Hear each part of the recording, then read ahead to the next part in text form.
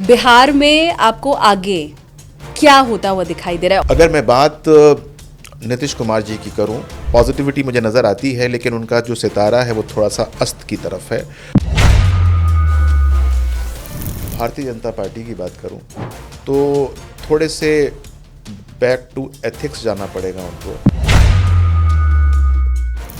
अगर मैं यादव साहब की बात करूं तो इस समय चुनाव के अंदर अपना वर्चस्व कर रहे हैं, उनकी कुंडली मेरे पास उपलब्ध है। He can be the king maker if not the king.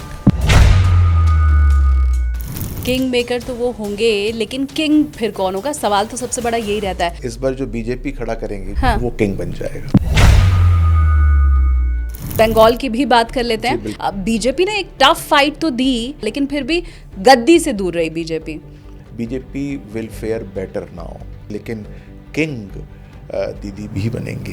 तो आप किसी की कुंडली देखते हैं तो पहले ये चेक करते हैं कि शेयर मार्केट से या सट्टे से उसकी कुंडली में योग है भी पैसा बनाने का या नहीं? बिल्कुल, अगर बुध कुंडली में मजबूत है वो शेयर मार्केट से पैसा कमाएगा। आने वाले समय में मार्केट आपको क्या क्रैश होता हुआ तो नहीं लग रहा है? तो एक तरफ योगी आदित्यनाथ और दूसरी तरफ अखिलेश यादव, तो इनकी कुंडलियां क्या कहती हैं? योगी जो हैं वो फिर अपना परचम लहराएंगे।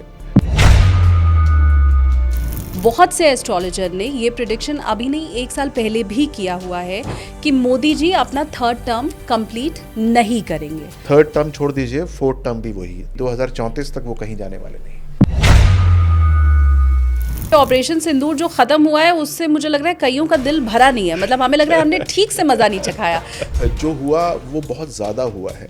वो पानी के लिए त्राहिमाम करना आरंभ कर देगा, और ये होगा, देखिएगा, ये अगले 2 महीने की बात है।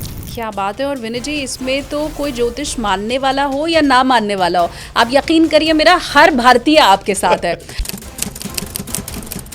हेलो एवरीवन, अपनी कुर्सी की पेटी बांध लीजिए क्योंकि आप देखना शुरू कर चुके हैं take off with SKT. SKT यानी कि मैं शालिनी कपूर तिवारी। हमेशा हर कोई ये जानना चाहता है कि उसके भविष्य में आगे क्या होने वाला है। कई बार दुविधा में, कई बार परेशानी में हम भगवान की शरण में भी जाते हैं और ज्योतिषी की शरण में भी जाते हैं। देश और दुनिया में भी इस वक्त बड़ा टेंस्ड माहौल है। कई जगह हम देख रहे हैं वॉर जैसी सिचुएशन बनी हुई है। हम ये जानना चाहते हैं कि आने वाले इलेक्शन में क्या होने वाला है। भाई देखिए, पहले बिहार चुनाव है इस साल के आखिर में, और फिर उसके बाद बंगाल इलेक्शन जैसे ही अगले साल की शुरुआत होगी आप तब देखेंगे। तो ये मुझे लगता है सबसे मुफीद समय है ये पता कर लेने का कि इलेक्शन में क्या होने वाला है। इस वॉर जैसी सिचुएशन में क्या कहीं देश और दुनिया में कोई बड़ी परेशानी तो नहीं आने वाली है, और उससे हमारा जुड़ाव भी तो कहीं नहीं है। अब ये सारी चीज़ें एक आधार के साथ, तथ्यों के साथ, और ज्योतिष में इसके राज क्या छिपे हैं इसके साथ बताने के लिए कोई एक्सपर्ट चाहिए। और इसीलिए आज टेक ऑफ विद एसकेटी में हम जिनके साथ टेक ऑफ करने जा रहे हैं वो इस वक्त गूगल पर सबसे ज़्यादा सर्च किए जाने वाले एस्ट्रोलॉजर में से एक हैं। तो बहुत ज़्यादा देर नहीं करती हूँ, सीधा अब मैं बोर्डिंग पास दे देती हूँ और फिर हम देखेंगे आगे कि उनके साथ सफ़र आज का हमारा कैसा रहता है। एस्ट्रोलॉजर विनय बजरंगी जी हमारे साथ मौजूद हैं। स्वागत है सर आपका। नमस्कार। तो ये मैंने ठीक कहा कि तथ्यों के साथ और बाकायदा ज्योतिष के राज क्या है उनके साथ आप हमें आज सटीक भविष्यवाणी बताएंगे। तथ्यों की बात तो मैं नहीं करता, लेकिन हाँ ये ज़रूर बताऊंगा कि स्टार्स क्या कहते हैं, ग्रह क्या कहते हैं, नक्षत्र क्या कहते हैं, और यदि हम किसी स्टेट की बात करें और यदि हम किसी व्यक्ति विशेष की बात करें तो उस समय उसका क्या उसका रिजल्ट हो सकता है, हाँ उसके बारे में ज़रूर बताऊंगा मैं आपको।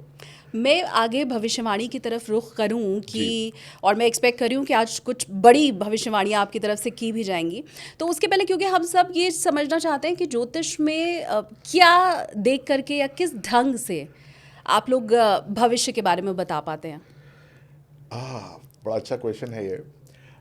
देखिए, डिपेंड करता है कि क्वेश्चन क्या है और किसके परिप्रेक्ष्य में है। मान लीजिए कि बात हो रही है किसी ऐसी की जो कि एक पर्सनल समस्या होती है, शादी ब्याह, करियर, डिवोर्स या फिर आपका सेहत, इनसे संबंधी हो, तो ज़्यादातर आपकी जो कुंडली होती है जो कि बनती है आपके date of birth, time of birth और प्लेस ऑफ बर्थ से, उससे ही भविष्यवाणी की जाती है। बहुत लोग होते हैं उनके पास अपनी कुंडली होती ही नहीं है, या फिर टाइमिंग्स के बारे में वो अनश्योर होते हैं।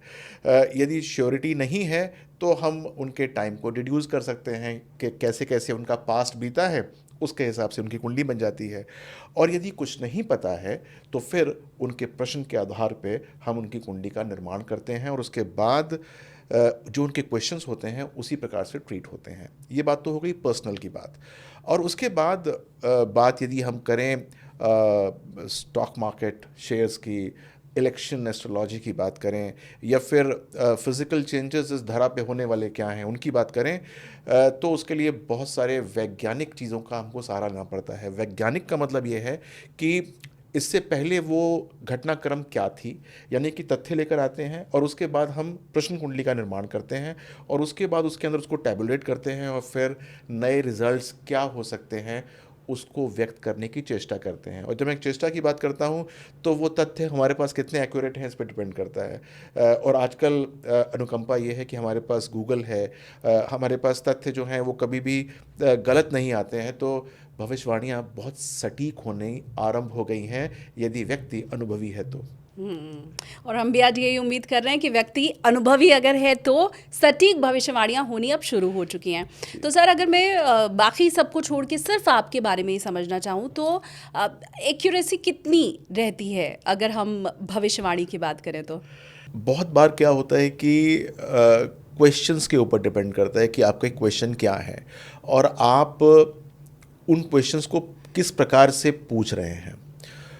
मैंने देखा कि लोग जो हैं वो जब क्वेश्चन पूछना आरंभ करते हैं तो वो ब्रह्म वाक्य के ऊपर ज़्यादा भरोसा नहीं करते। ब्रह्म वाक्य क्या होता है कि आपने कुछ क्वेश्चन पूछा और मैंने उसका आंसर दिया, लेकिन आप उस आंसर से सेटिस्फाई नहीं हुए। आपने क्या किया कि चालाकी करते हुए उस क्वेश्चन को किसी और तरीके से पूछा, फिर उसका क्वेश्चन तो मोरलेस वही रहेगा। अब धीरे धीरे आपने क्वेश्चन तो वही रखा लेकिन उसका पूछने का प्रारूप चेंज कर दिया।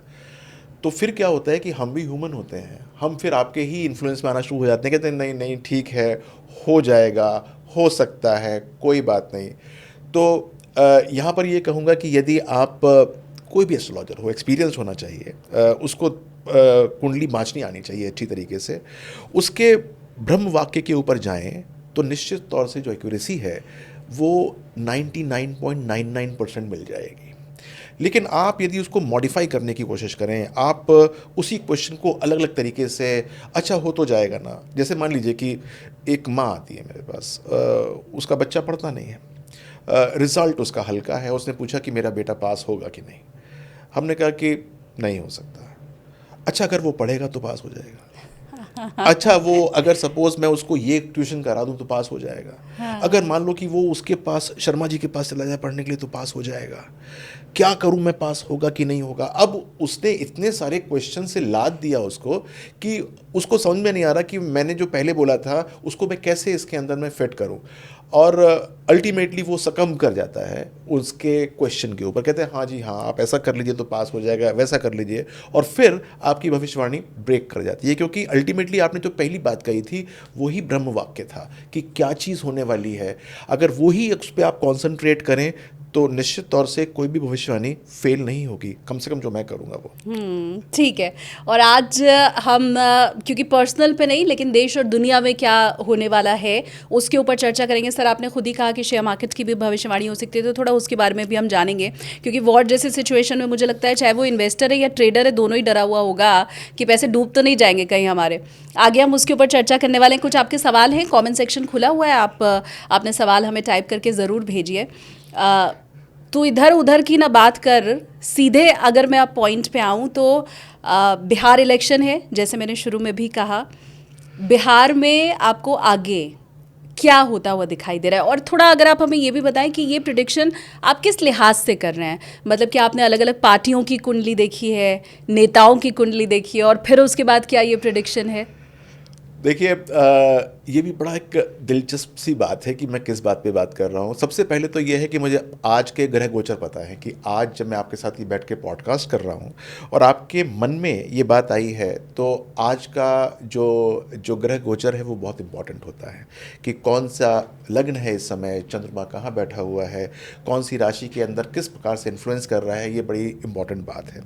अच्छा। इसके बाद मेरे पास अधिकांश राजनेताओं की कुंडली होती है, लेकिन ये डिस्प्यूटेड होता है कि वो कुंडली ठीक भी है कि नहीं, क्योंकि यदि वो राजनेता मेरा पर्सनल क्लाइंट नहीं है तो उसकी डिटेल्स मेरे पास ठीक है कि नहीं, इसके बारे में हमेशा संशय रहता है। लेकिन फिर भी कुछ कुछ लोग मेरे होते हैं क्लाइंट्स, तो मेरे पास उनकी डिटेल्स एक्यूरेट होती हैं कि क्या है क्या नहीं है। जिसकी आप बात कर रही हैं बिहार की, तो इसके 35% जो लोग हैं जो कि इस समय कॉन्टेस्ट करेंगे, उनकी कुंडली मेरे पास उपलब्ध है। तो वो कुंडली प्लस आज का प्रश्न प्लस जिस समय ये चुनाव होंगे, मान लीजिए अक्टूबर में होंगे या नवंबर में होंगे या दिसंबर में होंगे, उस समय के जो प्रमुख गोचर होते हैं, यानी कि ट्रांजिटिंग प्लैनेट्स, शनि कैसा रहेगा उस समय, जुपिटर क्या कहता है, राहु केतु क्या कहता है, ये सब बड़े इंपॉर्टेंट होते हैं। तो मेरे पास काफ़ी अच्छी गणना है। आप प्रश्न पूछिए मुझसे। सबसे पहले तो बिहार चुनाव में होने के हवाला है, किस पार्टी को आपको मेजॉरिटी मिलती हुई दिखाई दे रही है? तो देखिए, सबसे पहली बात तो ये है कि मैं उपाय पे सबसे पहले आता हूँ कि सबको उपाय करने पड़ेंगे। अच्छा। और वो उपाय जो है वो ये नहीं है कि कोई बहुत ज़्यादा पूजा पाठ करने हैं। वो उपाय ये हैं कि जो अपनी गट फीलिंग्स हैं और वो लोग जो उनको सपोर्ट करते हैं, यदि उनके साथ वो तालमेल में रहे तो निश्चित तौर से फ़ायदा होगा। अगर मैं बात नीतीश कुमार जी की करूं तो उनका यद्यपि काफ़ी पॉजिटिविटी मुझे नज़र आती है, लेकिन उनका जो सितारा है वो थोड़ा सा अस्त की तरफ है।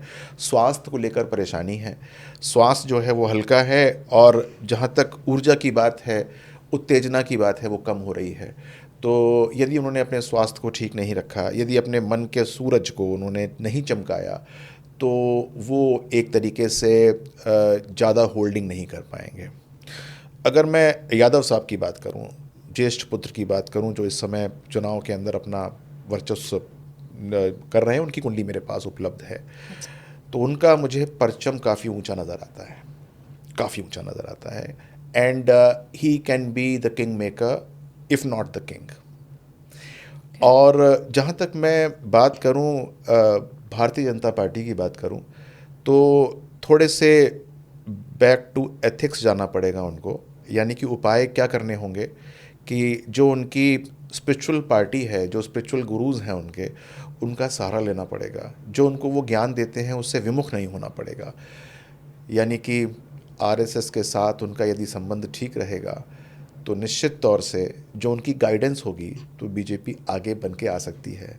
तो it is going to be a better field for BJP and Tejashwi Yadav both. दोनों के दोनों गेन करने वाले हैं, लेकिन किंग मेकर की भूमिका के अंदर इस समय जो मुझे नज़र आता है वो यादव साहब होंगे। किंग मेकर तो वो होंगे, लेकिन किंग फिर कौन होगा? सवाल तो सबसे बड़ा यही रहता है। अभी तक तो हमने देखा है किंग मेकर चाहे कोई भी है, किंग तो नीतीश ही बनते हैं, और इस बार आप कह रहे हैं कि उनका भी सितारा आपको थोड़ा अस्त तो मैं दिखाई दे रहा है। आपको बताऊं कौन होगा इस बार जो बीजेपी खड़ा करेंगी, जो एकदम राहु निकाल के देते हैं वो किंग बन जाएगा। ओके जी। तो ये मैं प्रेडिक्शन आपकी मानूं कि चाहे सहारा किसी का भी लेना पड़े, किंग मेकर कोई भी बने, पर सीएम की गद्दी पर फिर बीजेपी का ही कोई शख्स बैठ रहा है। बीजेपी का शख्स बैठेगा, नंबर 1। और नंबर 2, उसको उपाय करना पड़ेगा बीजेपी को। और उपाय मैंने बता दिया कि जो स्पिरिचुअल उसका पाथ है उसको छोड़ना नहीं है। यानी कि वहाँ से जो जो संदेश पार्टी को मिलते हैं उससे विमुख नहीं होना है बीजेपी को। यदि वो वहाँ से विमुख हो जाती है, यानी कि आरएसएस का दामन हल्का करती है या फिर वहाँ पर तवज्जो नहीं देती है, तो उसको नुकसान होने की संभावना हो जाएगी। तो ये आप नोट डाउन करके रख लीजिए। अभी इलेक्शन में कम से कम 6 महीने का वक्त बाकी बचा है। 6 महीने पहले ही आपको विनय जी ये बता रहे हैं कि भैया इस बार जो मुख्यमंत्री है वो बीजेपी की तरफ से ही मिलने वाला है। अब किंग मेकर तेजस्वी बनते हैं नहीं बनते हैं, उनके साइड से क्या बीजेपी को सपोर्ट मिलता है या नहीं मिलता है, ये बात की बात है। उपाय अगर बीजेपी ने वही अपनाया जो विनय जी ने बताया है, तो मुख्यमंत्री इस बार बिहार में बीजेपी का बनने वाला है। जी, ये बिल्कुल। बहुत बड़ा प्रिडिक्शन है, क्योंकि जी, बिल्कुल। इसके पहले हम ये देखते हैं कि बड़ा भाई छोटा भाई वाली जो भूमिका रहती है उसमें बीजेपी छोटा भाई दिखाई देती है बिहार के अंदर। तो ये बहुत बड़ा प्रिडिक्शन है आपकी तरफ से। छोटा भाई भी किंग बन सकता है ना। बहुत बार ऐसा इतिहास में हुआ है कि छोटे भाई ने जो है राजगद्दी संभाल ली है। हाँ। तो इस बार ऐसा हो सकता है कि छोटा भाई जो है वो राजगद्दी संभाल ले, बड़ा भाई को अपदस्थ कर दे। हाँ, और एक्साइटमेंट अब मेरा और बढ़ गया है कि बिहार को लेकर के जब इतना अच्छा प्रिडिक्शन हमें मिल गया है, तो अब हम बंगाल की भी बात कर लेते जी, हैं। बिल्कुल। बंगाल की बात इसलिए भी क्योंकि पिछले इलेक्शन में हमने देखा विनय जी कि बीजेपी ने एक टफ फाइट तो दी, उसकी सीटें बढ़ी ज़रूर, और ऐसी भी आई कि जो पहले कभी कोई सोच नहीं सकता था, अकल्पनीय था, लेकिन फिर भी गद्दी से दूर रही बीजेपी। और ममता बनर्जी का तो अभी भी कोई सानी नहीं है बंगाल में। तो बहन जी का फिर भी कोई सानी नहीं होगा, दीदी का। दीदी का। जी। दीदी का कोई भी सानी नहीं होगा। वो भी इस समय काफ़ी आगे जा रही हैं, लेकिन BJP will fair better now, और अच्छा हो जाएगा। और यहाँ पर भी उसको उपाय करना पड़ेगा बीजेपी को, और वो उपाय मैंने फिर बताया, जो उपाय बिहार में करना होगा बिल्कुल सेम उपाय उसको यहाँ पर बंगाल में करना होगा, कि उसको अपनी जो आरएसएस की जो सिग्निफिकेशंस आते हैं, आरएसएस की जो सिग्नल्स आते हैं, उसको फॉलो करेगा तो निश्चित तौर से फ़ायदा होगा। बहुधा ये देखा जाता है कि इस समय ख़ास तौर से कि एकला चलो नहीं चलना है, साथ में उसको लेके चलना है, तो निश्चित तौर से जो पिछली बार का रिज़ल्ट था उससे अच्छा होगा, लेकिन किंग दीदी भी बनेंगी। अच्छा। नाइस। तो लेफ्ट का, कांग्रेस का कुछ भविष्य है बंगाल के अंदर, या पहले जैसे ही पहले खत्म जैसा है, ख़त्म ही है ऑलमोस्ट, और डिक्लाइन पे है, और डिक्लाइन पे है। तो ममता दीदी की बंगाल में तो आपने कहा वापसी हो रही है, क्या इससे उनका और कद बड़ा होगा आगे भविष्य ममता दीदी का? क्या सेंटर में या किसी दूसरी तरफ आप देख रहे हैं जहां और रुतबा बढ़े उनका? देखिए, मैं आपको ये बता रहा हूँ कि बंगाल के अंदर बीजेपी का कद बढ़ रहा है और उनका कांस्टेंट रह रहा है, डिक्लाइन पे है, लेकिन वो फिर भी इस पोजीशन पे है कि she will be able to form the government. तो if she is able to form the government, then उनका कद जो है वो तो वही रहा, लेकिन फिर भी number of seats and the influence she has वो थोड़ा सा डिक्रीज़ हो रहा है। तो बीजेपी ये सोच सकती है या समझ सकती है कि उसने अगर अपने पासे ठीक रखे तो निश्चित तौर से चीफ मिनिस्टर वही रहीं, लेकिन उसके बाद भी उनका काफ़ी इंटरफेरेंस या काफ़ी पॉजिटिविटी हो सकती है, और आने वाले सालों में कुछ भी हो सकता है। अच्छा। और बीजेपी के परिप्रेक्ष्य में तो जब अगर ये बात कही जाए तो किसी को संशय होता भी नहीं है कि आने वाले सालों में फिर कुछ भी हो सकता है। ये भी बहुत बड़ा प्रेडिक्शन है आपका, क्योंकि मुझे लगता है साम दाम दंड भेद हर तरह से बीजेपी बंगाल पर कब्जा करना चाहेगी, और आप ये कह रहे हैं कि सीट बढ़ेगी उनकी ज़रूर, लेकिन मजबूत विपक्ष बनेंगे वो। बिल्कुल मजबूत विपक्ष के साथ आपको बीजेपी बंगाल में दिखाई देने वाली है, मोर स्ट्रॉन्ग पहले से ज़्यादा। तो अगर मैं बंगाल इलेक्शन की बात करूं तो वो तो आपको 8-9 महीने पहले ही प्रेडिक्शन मिल गया है। अच्छा, क्या ये आपकी भविष्यवाणी सुन के फिर जो सट्टेबाज हैं वो तो एक्टिव नहीं हो जाएंगे? विनय जी ने बता दिया, खेलो सट्टा इलेक्शन में। ऐसा हो सकता है कि सट्टेबाज भी एक्टिव हो जाएं, लेकिन होता ये है कि सबको पता होता है कि आज कौन सा शेयर ऊपर जाएगा या कौन से शेयर के अंदर कुछ कमाल होने वाला है, लेकिन चंद ही कुछ कमा पाते हैं, क्योंकि कुंडली के अंदर हर एक के प्रॉफिट लेने के योग नहीं होते।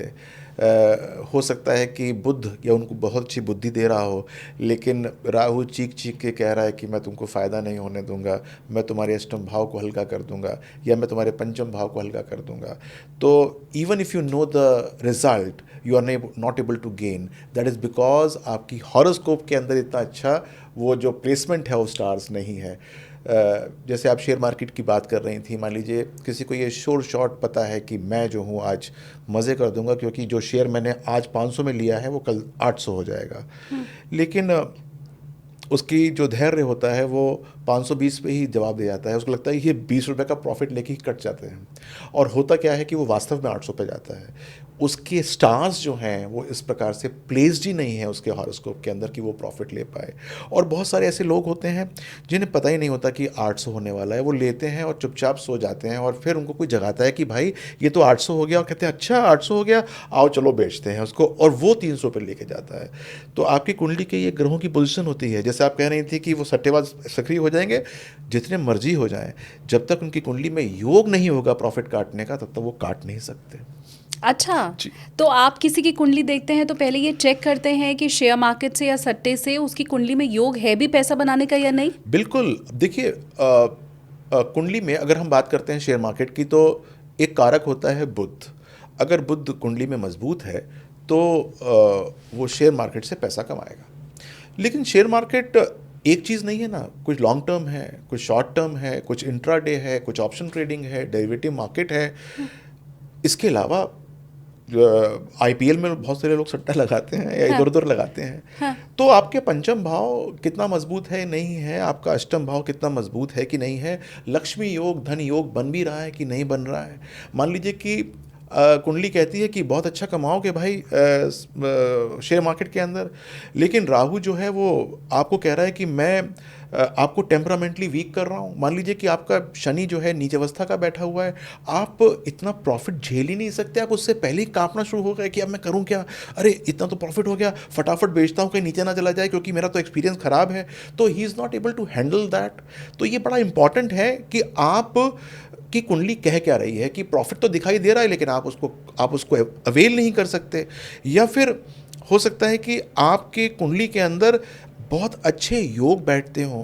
तो मैंने देखा है कि बहुत सारे लोग जब सब नुकसान कमा रहे होते हैं उसके अंदर भी वो गेन के ऊपर होते हैं, यानी कि जब सबके जो पोर्टल्स होते हैं वो लाल होते हैं, वो ग्रीन के ऊपर खेल रहे होते हैं।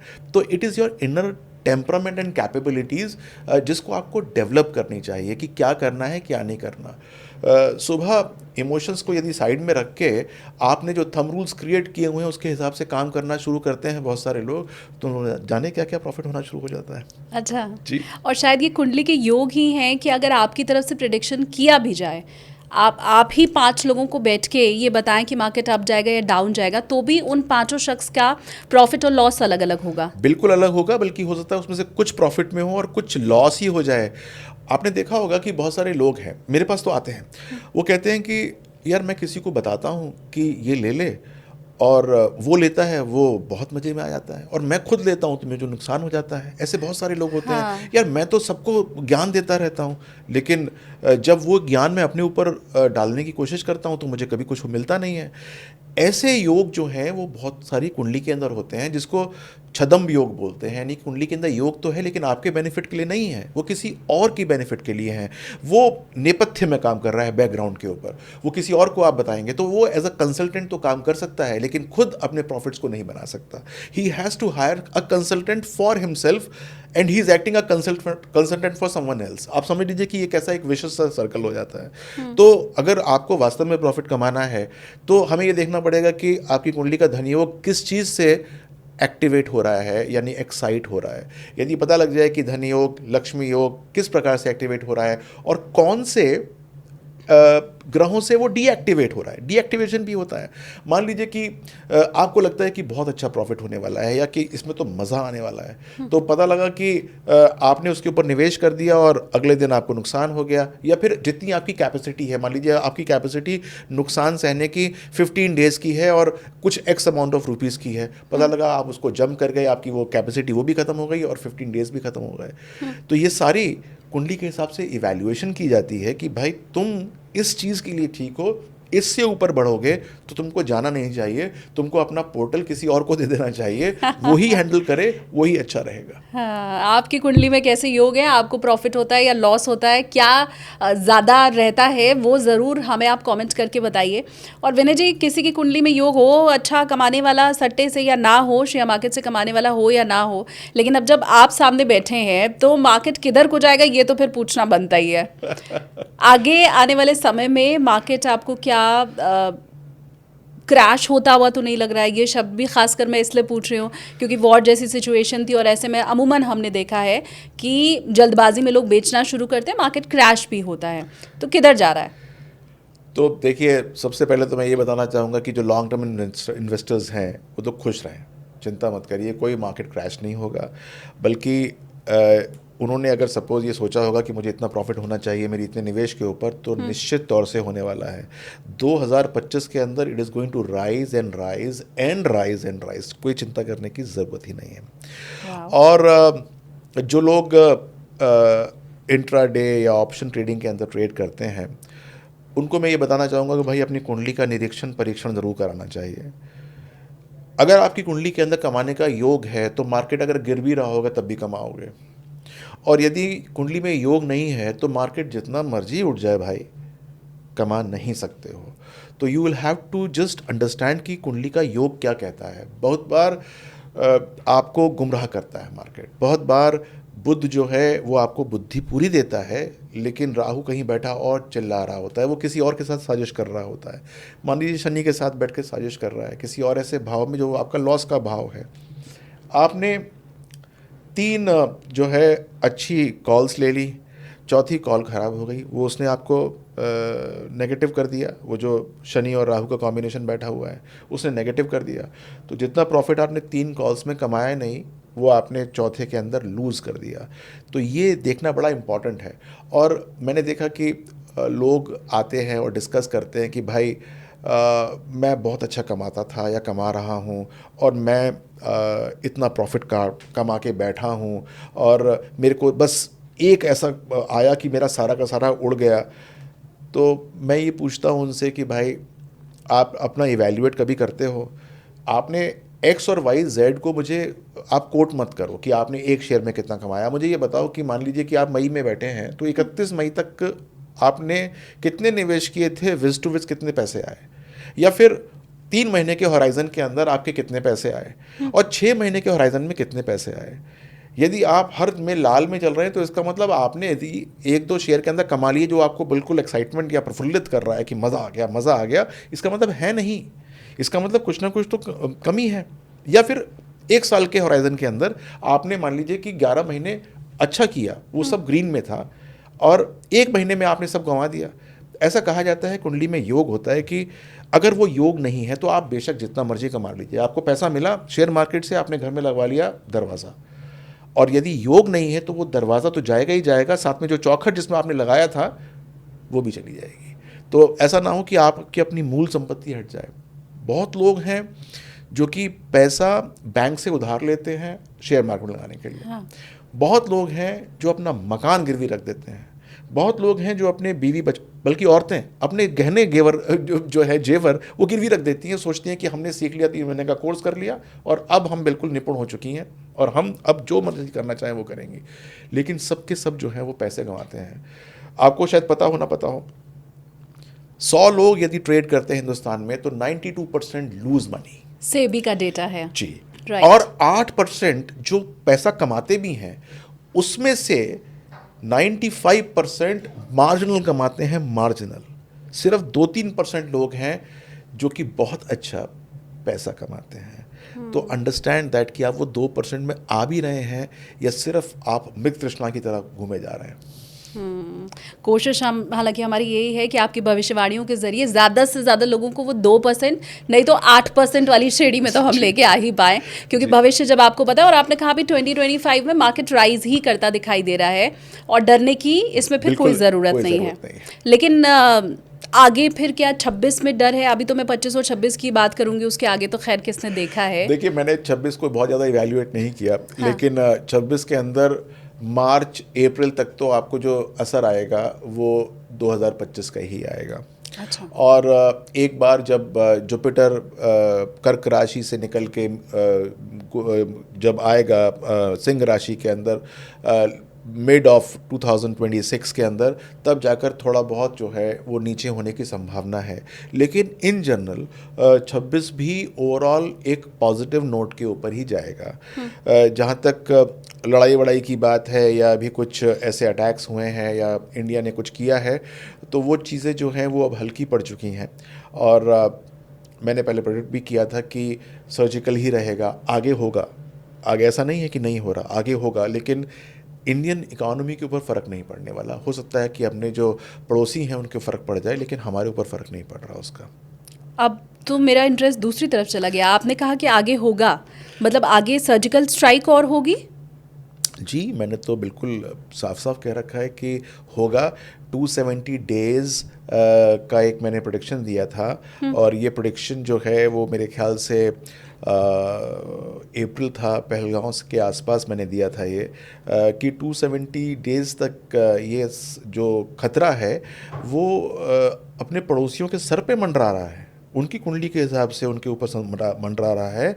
और अगर वो इंडियन गवर्नमेंट या इंडियन कानून के हिसाब से प्रेजेंट नहीं करते अपने आप को, तो हम जाकर उनकी धरती के ऊपर वो काम करके आएंगे जो हम उनसे रिक्वेस्ट कर रहे हैं कि भाई खुद ही ख़त्म कर दो। मतलब हम जाकर घुसकर मार के आएंगे? बिल्कुल मार के आएंगे। अच्छा, हाँ, बिल्कुल मार के ये आएंगे। हम में से हर भारतीय मेरे ख्याल से सुनना चाहता है, क्योंकि ऑपरेशन सिंदूर जो खत्म हुआ है उससे मुझे लग रहा है कईयों का दिल भरा नहीं है। मतलब हमें लग रहा है हमने ठीक से मज़ा नहीं चखाया। मज़ा तो चखाया पाकिस्तान को, लेकिन हर भारतीय ये सोच रहा है कि अभी तो और इनकी कुटाई होनी चाहिए थी। नहीं, देखिए ऐसा है कि हम लोग सोच बहुत ज़्यादा रहे थे, लेकिन जो हुआ वो बहुत ज़्यादा हुआ है। और इसके बारे में वो तो जिनके साथ हुआ है वो बोल नहीं रहे, क्योंकि वो कितना बोलेंगे, वो इतना ज़्यादा बोल नहीं सकते। और हम लोग ज़्यादा बोल इसलिए नहीं सकते क्योंकि यदि बातें खुलेंगी तो दूर तलक जाएंगी। उसके अंदर फिर चीन भी आ जाता है, अमेरिका भी आ जाता है। बहुत कुछ कर दिया हमने उनके साथ, जो कि काफ़ी सारे सालों तक, दशकों तक वो उसको झेलते रहेंगे। और अभी तो सिंधु की जो हमने जो एक युद्ध वो ख़त्म करी है, ट्रीटी ख़त्म की है, हाँ। उसका तो अभी इफ़ेक्ट आया ही नहीं है। अब उसका इफ़ेक्ट आना शुरू होगा जब वो पानी के लिए त्राहिमाम करना आरंभ कर देगा। और ये होगा, देखिएगा, अभी अगले 2 महीने की बात है। मतलब आप ज्योतिषीय गणना की अगर मैं बात करूं तो उसके जरिए भी ये मैं साफ दिखाई दे रहा है। बिल्कुल, मेरा जो भी मैं कथन कह रहा हूँ ये सारा का सारा एस्ट्रोलॉजिकल है, कोई तथ्यों पे आधारित नहीं है। ये सिर्फ एस्ट्रोलॉजिकल तथ्यों पे आधारित है सारा का सारा। क्या बात है। और इससे अच्छा क्या होगा कि सांप भी मर जाए और लाठी भी ना टूटे। बिल्कुल। आपने कहा हम सर्जिकल स्ट्राइक भी करेंगे, घर में घुसकर भी मारेंगे, और इकोनॉमी पे भी हमारी जी, कोई असर नहीं होगा। बिल्कुल बिल्कुल। तो ये एक संदेश भी है। संदेश ये है कि मैंने कहा था तुरंत ही जिस दिन ये पहलगांव का स्ट्राइक हुआ था, तो मैंने एक छोटा सा वीडियो किया था और मैंने कहा था कि वो जितने भी आका हैं वो छुप जाएं, जितने भी लोग हमारे खिलाफ साजिश करते हैं वो छुप जाएं, क्योंकि अब उनके सर जो हैं हटने वाले हैं, कलम होने वाले हैं। और हम लोग घुस के भी करेंगे और छुप छुप के नहीं, हम बिल्कुल सामने जाके करेंगे। तो वो लोग जितना ज़्यादा आके और बताएंगे कि हमने हिंदुस्तान के साथ ये कर दिया, या जितना जहर उगलेंगे, हमको वो अपने लोकेशंस दे रहे हैं, हम उनको साफ़ कर देंगे। और होना भी शुरू हुआ है। यदि आपने अखबार पढ़ा हो 2-4 दिन पहले, तो ये होना भी शुरू हुआ है और होना शुरू हो गया है। और वो जो प्रमुख नाम हैं वो इतिहास में आ जाएंगे, वो फिर अब जीवित नहीं रहेंगे। ये 9 महीने की बात है, 270 डेज़, सब कुछ साफ हो जाएगा। क्या बात है। और विनय जी, इसमें तो कोई ज्योतिष मानने वाला हो या ना मानने वाला हो, आप यकीन करिए मेरा हर भारतीय आपके साथ है। हर भारतीय ये कहेगा कि विनय जी की ये भविष्यवाणी तो सच ही हो जाए, हम तुम्हारे साथ हैं, ये होना ही चाहिए। और इसमें वो जेनजी वाले जो बच्चे होते हैं जो ज्योतिष नहीं मानते हैं, वो भी सुनेंगे तो कहेंगे नहीं नहीं ये तो होना ही चाहिए, ट्रस्ट मी। अच्छा, मैं वापस अगर back to the point share market वाले पे आऊँ, तो आप हमें कुछ नंबर्स भी बताएंगे क्या, कि निफ्टी यहाँ तक जा सकता है या सेंसेक्स इतना हो सकता है? देखिए वो ना जैसे प्री नेटल जो सेक्स डिटर्मिनेशन होता है वो फॉरबिडन होता है ना।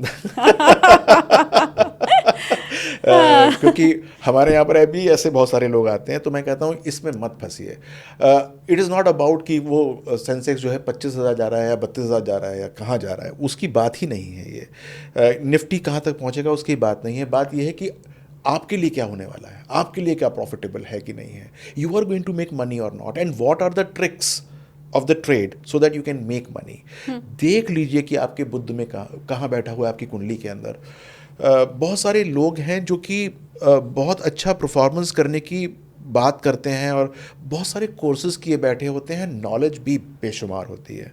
कुंडली के अंदर बुध की जो प्लेसमेंट होती है तृतीय भाव में बैठी होती है। तृतीय, अब ऐसी बात मैं कह रहा हूँ, हो सकता है एस्ट्रोलॉजिकल आपको समझ में ना आए, लेकिन फिर भी 10th हाउस से 6th हो गया वो, 10th हाउस से 8th हो गया वो। ये सारी की सारी नेगेटिव पोजीशंस है फॉर द कारका ऑफ शेयर मार्केट ट्रेड। और एसोसिएशन फिर जो है नेगेटिव प्लैनेट से हो गया। मान लीजिए शनि बैठे हुए हैं बुध के साथ और वो आपके 10th हाउस से षडाष्टक हुआ है, तो इसका मतलब लॉन्ग टर्म शेयर मार्केट के अंदर भी आप अपने अपने टेम्परामेंट को कंट्रोल नहीं कर पाएंगे। 3 महीने के बाद, 2 महीने के बाद अपने बार बार पोर्टल खोल के देखेंगे, क्या हुआ यार, क्या नहीं हुआ, ये नहीं हिल रहा, वो नहीं हिल रहा, ऐसा नहीं हो रहा, वैसा नहीं हो रहा। तो मैं तो ये कहूँगा कि ये नंबर्स को छोड़िए, अपने हॉरोस्कोप को देखिए, उसके नंबर्स क्या कह रहे हैं, कौन से ग्रह चीख रहे हैं, कौन से शांत बैठे हैं और कौन से एक्साइटेड बैठे हुए हैं, किस प्रकार से उनको मनूवर करना है ताकि आपको ही ज़रूर फ़ायदा हो शेयर मार्केट से। एक चीज़ मैं और आपसे समझना चाहूँगी, वो मेरे व्यूवर जो शायद थोड़ा बहुत ज्योतिष जानते होंगे वो अपनी कुंडली भी इसी के साथ टटोलना शुरू कर देंगे। आपने बार बार जब शेयर मार्केट और कुंडली का जिक्र किया तो आपने उसमें राहु और बुध का जिक्र ज़रूर किया है ना। आपने कहा हो सकता है बुध तो बड़े अच्छे बैठे हों लेकिन राहु कोई ऐसा योग बना रहे हो, तो क्या मैं इसका अर्थ ये समझूं कि राहु ही है जो घाटा दिलाता है आपको शेयर मार्केट में? नहीं नहीं, ऐसा नहीं है। हाँ। राहु को लोग समझते हैं, जानते हैं, थोड़ा सा डरते हैं, भय आ जाता है, इसलिए राहु बोला मैंने। लेकिन हाँ। राहु भ्रम का कारक होता है। आप किसी भी चीज़ को किस तरीके से सोचते हैं या आप कितने भ्रम में पड़ते हैं, ये राहु कराता है। अगर राहु भ्रम की स्थिति दे रहा है, आपको नुकसान हो रहा है, तो किसने भ्रम दिया आपको, या किसी ने एक फॉल्स सिचुएशन किसने खड़ी करी, ये राहु ने खड़ी करी, तो आपको भ्रम दिया, तो इसलिए राहु की बात करते हैं। केतु भी करता है इसी के अंदर, केतु धुआं होता है, यानी कि जब आपको कुछ नज़र ना आए, जब आपको आगे सीढ़ियाँ नज़र ना आए, आपको पाथ नज़र ना आए कि कहाँ गिर रहा हूँ मैं, कहाँ जो है वो एक खाई है, ये केतु जो है वो आपके सामने एक धुआं क्रिएट कर देते हैं। तो हमको ये देखना है कि कहाँ पर राहु है, कहाँ पर केतु है, कहाँ पर शनि है, कहाँ पर मंगल है और कहाँ आपका मन है। बहुत बार आप अपने ही टेम्परामेंट को संभाल नहीं पाते हैं। जैसे मैंने पहले भी बताया, कहाँ आप घबरा जाते हैं और कहाँ पर आप घबराते नहीं हैं जबकि आपके सामने साक्षात परेशानी खड़ी होती है। आप घबराते नहीं, कहते कोई बात नहीं, देख लूँगा मैं, और वहाँ पर जाकर आपके लिए परेशानी हो जाती है। तो वो एक ऐसी परेशानी जो कि आप देख नहीं पा रहे, या फिर ऐसी परेशानी जो नहीं है, वो कुंडली के माध्यम से मैं बताता हूँ कि ये काम आपको करना चाहिए, ये नहीं करना चाहिए। आजकल मैं आपको ये बताना चाहता हूँ कि बहुत सारे लोग अपने व्यापारों को छोड़कर शेयर मार्केट के अंदर लग चुके हैं। वो सोचते हैं कि हम रातों रात अमीर बन जाएंगे, ये काम करना शुरू कर देंगे, वो काम करना शुरू कर देंगे, और छोटा मोटा पैसा चाहिए, 10, 20, 25, 50 लाख रुपए कहीं से भी उधार लेके या अपने अकाउंट से निकाल के या अपने मकानों को गिरवी रख के करना शुरू करते हैं। मैं बस हाथ जोड़ के उन सबसे विनती करना चाहूँगा कि भाई इससे बड़ा डिज़ास्टर मत कर लेना। अगर कमाना होगा तुमको शेयर मार्केट से ना, तो अपनी नौकरी के साथ भी कमा पाओगे, अपने बिजनेस के साथ भी कमा पाओगे, और यदि नहीं कमाना होगा तो तुम जो मर्जी जतन कर लो, तुम्हारे हाथ से पैसा निकलेगा और तुम न घर के बचोगे न घाट के, न पैसा होगा, और जो काम कर रहे थे वहाँ से भी हाथ धो के बैठ जाओगे। तो ऐसा कृपया करके बिल्कुल मत करना। मैं थोड़ा करियर, रिलेशनशिप, इन सब चीज़ों के बारे में भी आपसे समझूं, लेकिन हम चूँकि अभी प्रेडिक्शन वाले फेज़ में हैं, तो थोड़ा आपने, क्योंकि अलग अलग देशों की भी कुंडली ज़रूर देखी होगी, तो विश्व में क्या होने वाला है, भारत का हमने सुन लिया, पाकिस्तान का हमने सुन लिया, हम खुश भी हो गए ये सुन के, लेकिन थोड़ा अगर इसके साथ आप अमेरिका, क्योंकि ट्रम्प अजीब अजीब से फैसले ले लेते हैं, है ना, आपने अगर उनकी कुंडली अगर देखी हो तो आप थोड़ा बताइए ना विश्व में क्या होगा। देखिए, मैं कुंडली विदेशों की मैं नॉर्मली देखता नहीं, लेकिन हाँ मैं ज़रूर देखता हूँ विज टू विज भारत के परिप्रेक्ष्य में कि मेरा कौन शत्रु है। जैसे फॉर एग्जांपल मैं आपकी कुंडली देखूं तो मैं ये देखूंगा कि आपके कौन से शत्रु हैं और आपके कौन से फ्रेंड्स हैं, कौन आपके साथ सम है और कौन आपके लिए विषम है।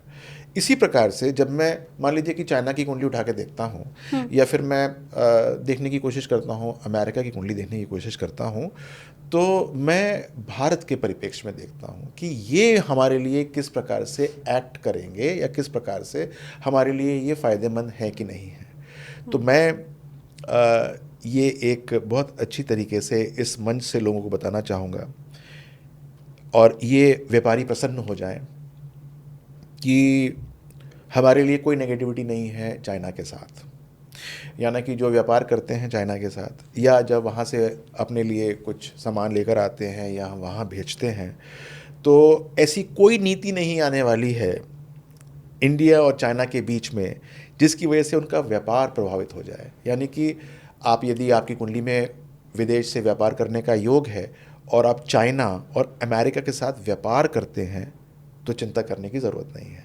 लेकिन मैं आपके योग को एग्जामिन नहीं कर रहा हूँ, मैं परिप्रेक्ष्य देख रहा हूँ इंडिया का with China and with USA.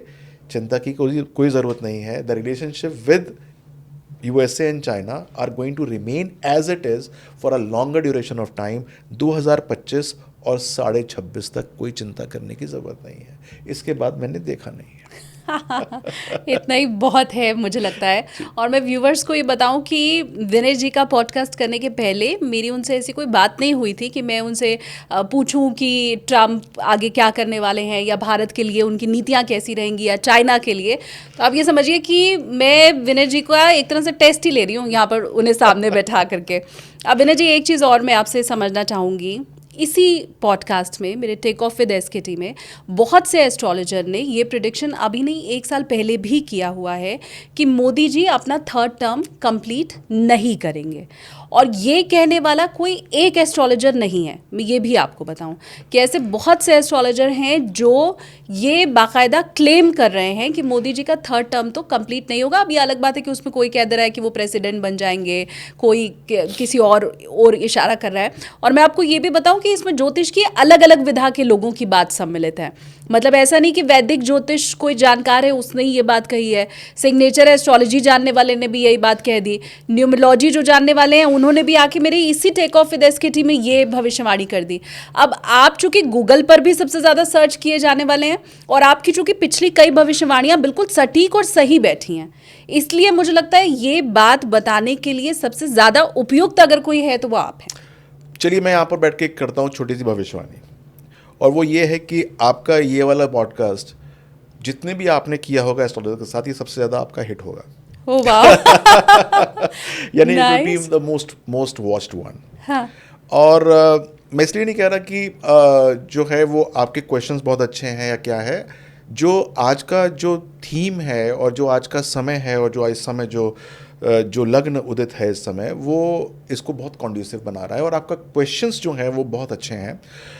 और मोदी जी का टर्म के बारे में मैंने एक जगह और कहा था, लेकिन मैं अब आपको बिल्कुल स्पष्ट रूप से बताता हूँ कि क्या होने वाला है और आप तारीख गवाह रहेगी कि क्या हो रहा है क्या नहीं हो रहा है। ये 2014 की बात है, जब मैंने यूट्यूब जब उस समय सबके लिए, बहुतों के तो था भी नहीं, और हम लोग छोटा छोटा कभी यूट्यूब में करते थे क्योंकि टीवी में जाकर प्रोग्राम करते थे तो वहाँ पर कुछ बोलते थे तो आकर सोचते थे यूट्यूब पे भी कुछ डाल देते हैं। तो ये मैंने 2014 की मेरी भविष्यवाणी है और मैंने ये स्पेसिफिकली कहा था कि मोदी जी जो हैं वो 4 टर्म्स करेंगे, यानी कि हिंदुस्तान को 20 साल तक कुछ और सोचने की ज़रूरत नहीं है कि प्रधानमंत्री कौन होगा। यानी कि 2029 के अंदर मोदी जी ही आएंगे एज अ प्राइम मिनिस्टर। आपको 3rd टर्म छोड़ दीजिए, 4th टर्म भी वही आपके जो हैं वो रहेंगे। तो जो लोग ये प्रोग्राम देख रहे हैं वो ये बिल्कुल निश्चिंत हो जाएं, चाहे वो विरोधी हों चाहे वो पक्ष में हों, वो ही आने वाले हैं। तो he is going to be our prime minister for the next term as well. और ये बात मैं आज नहीं कह रहा, ये बात मैं 2014 से मैंने बोली हुई है। और अभी कुछ दिनों पहले एक मैंने और पॉडकास्ट किया था तो उन सज्जन ने मुझसे ये पूछा था, तो मैंने बोला था आप क्यों घबरा रहे हैं, अभी तो मोदी फिर आएंगे। ऐसा नहीं है कि मोदी नहीं आ रहे हैं, मोदी फिर आएंगे।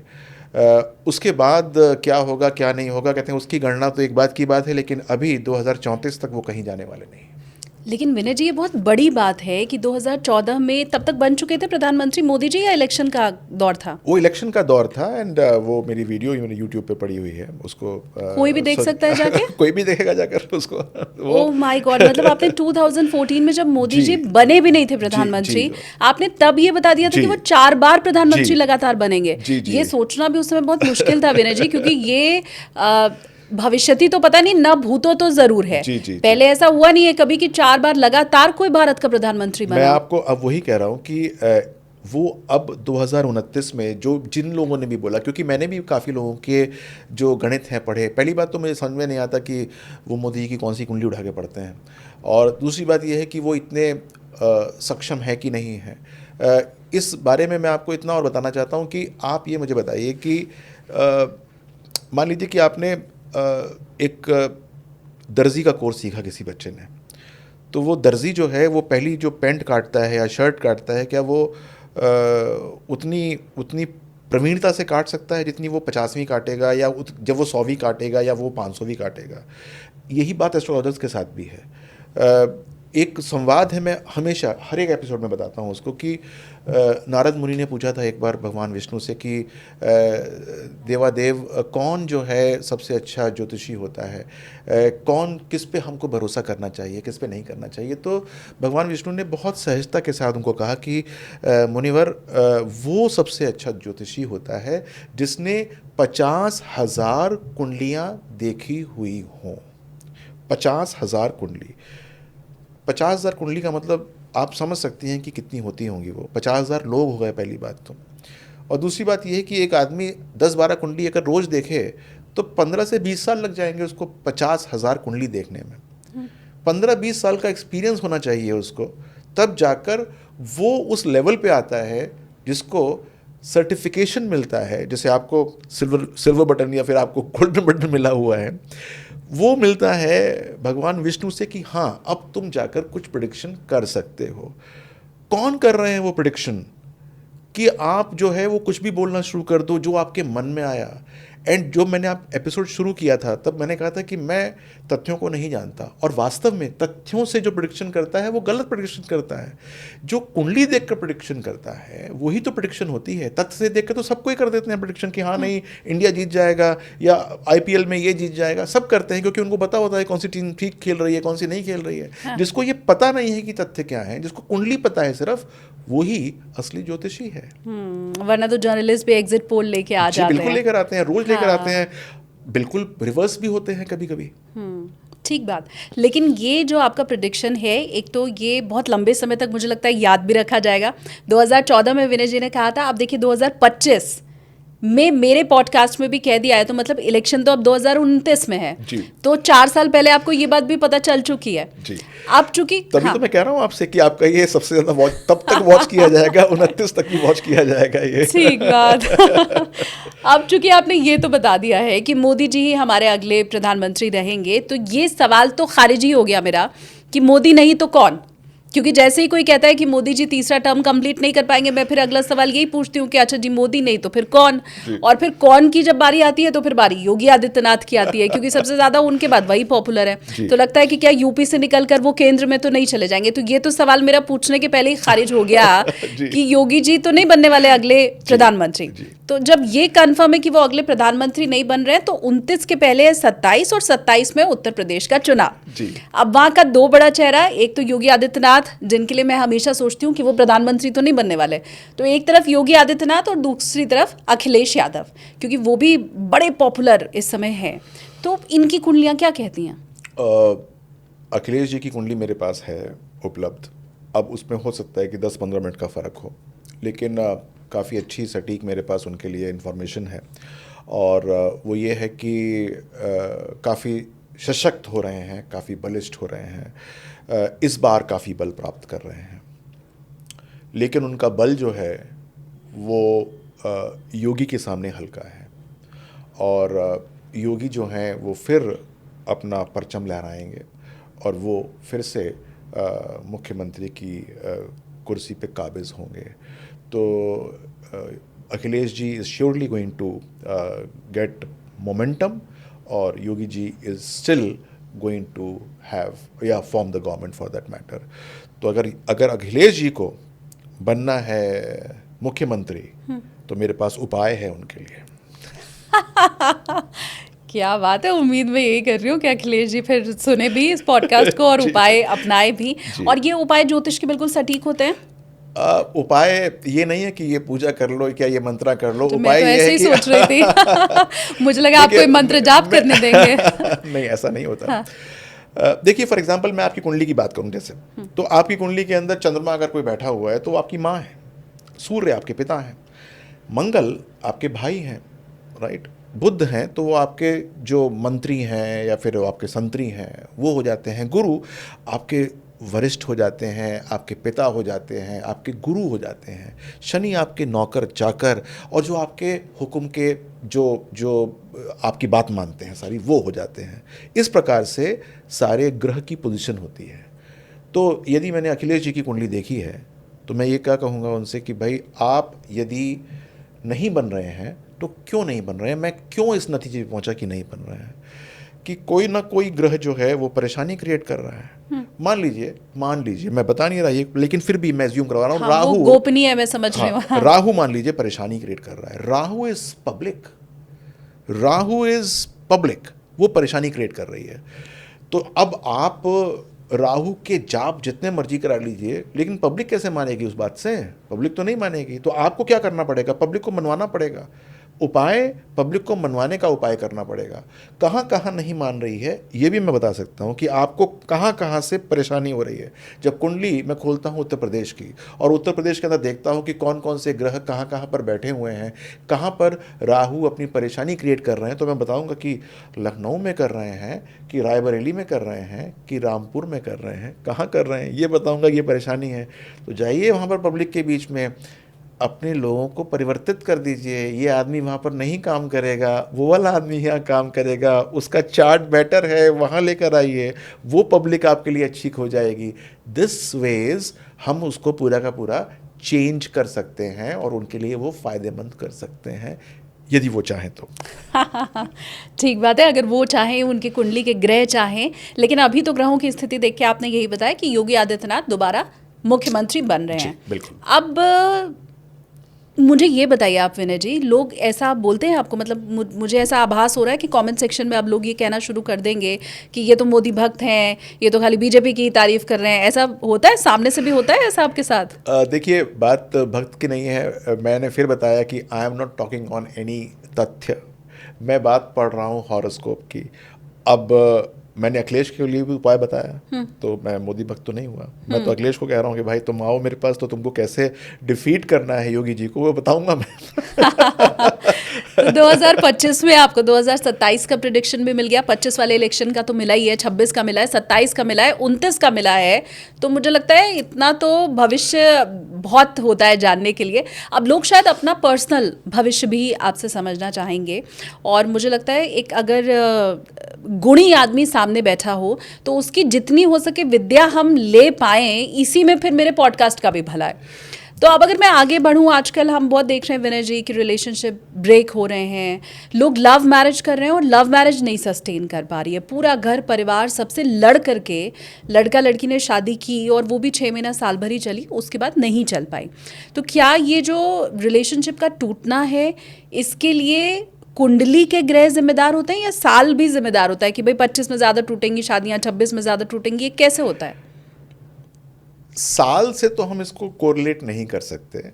हम हाँ कोरिलेट ये कर सकते हैं कि दशाएं ठीक चल रही हैं कि नहीं चल रही हैं। अब दशाओं से मेरा क्या अभिप्राय है मैं बताता हूँ आपको। कि मान लीजिए कि एक बात हम करते हैं रिलेशनशिप की, और रिलेशनशिप के अंदर हुआ ये कि दोनों को आपस में प्रेम हुआ और विवाह हो गया। यानी कि आपस में जो भी चीज़ थी या वीनस था वो एक्टिवेट हो गया या सुपर एक्टिवेट हो गया राहु के माध्यम से, और वो शादी के अंदर कन्वर्ट हो गया।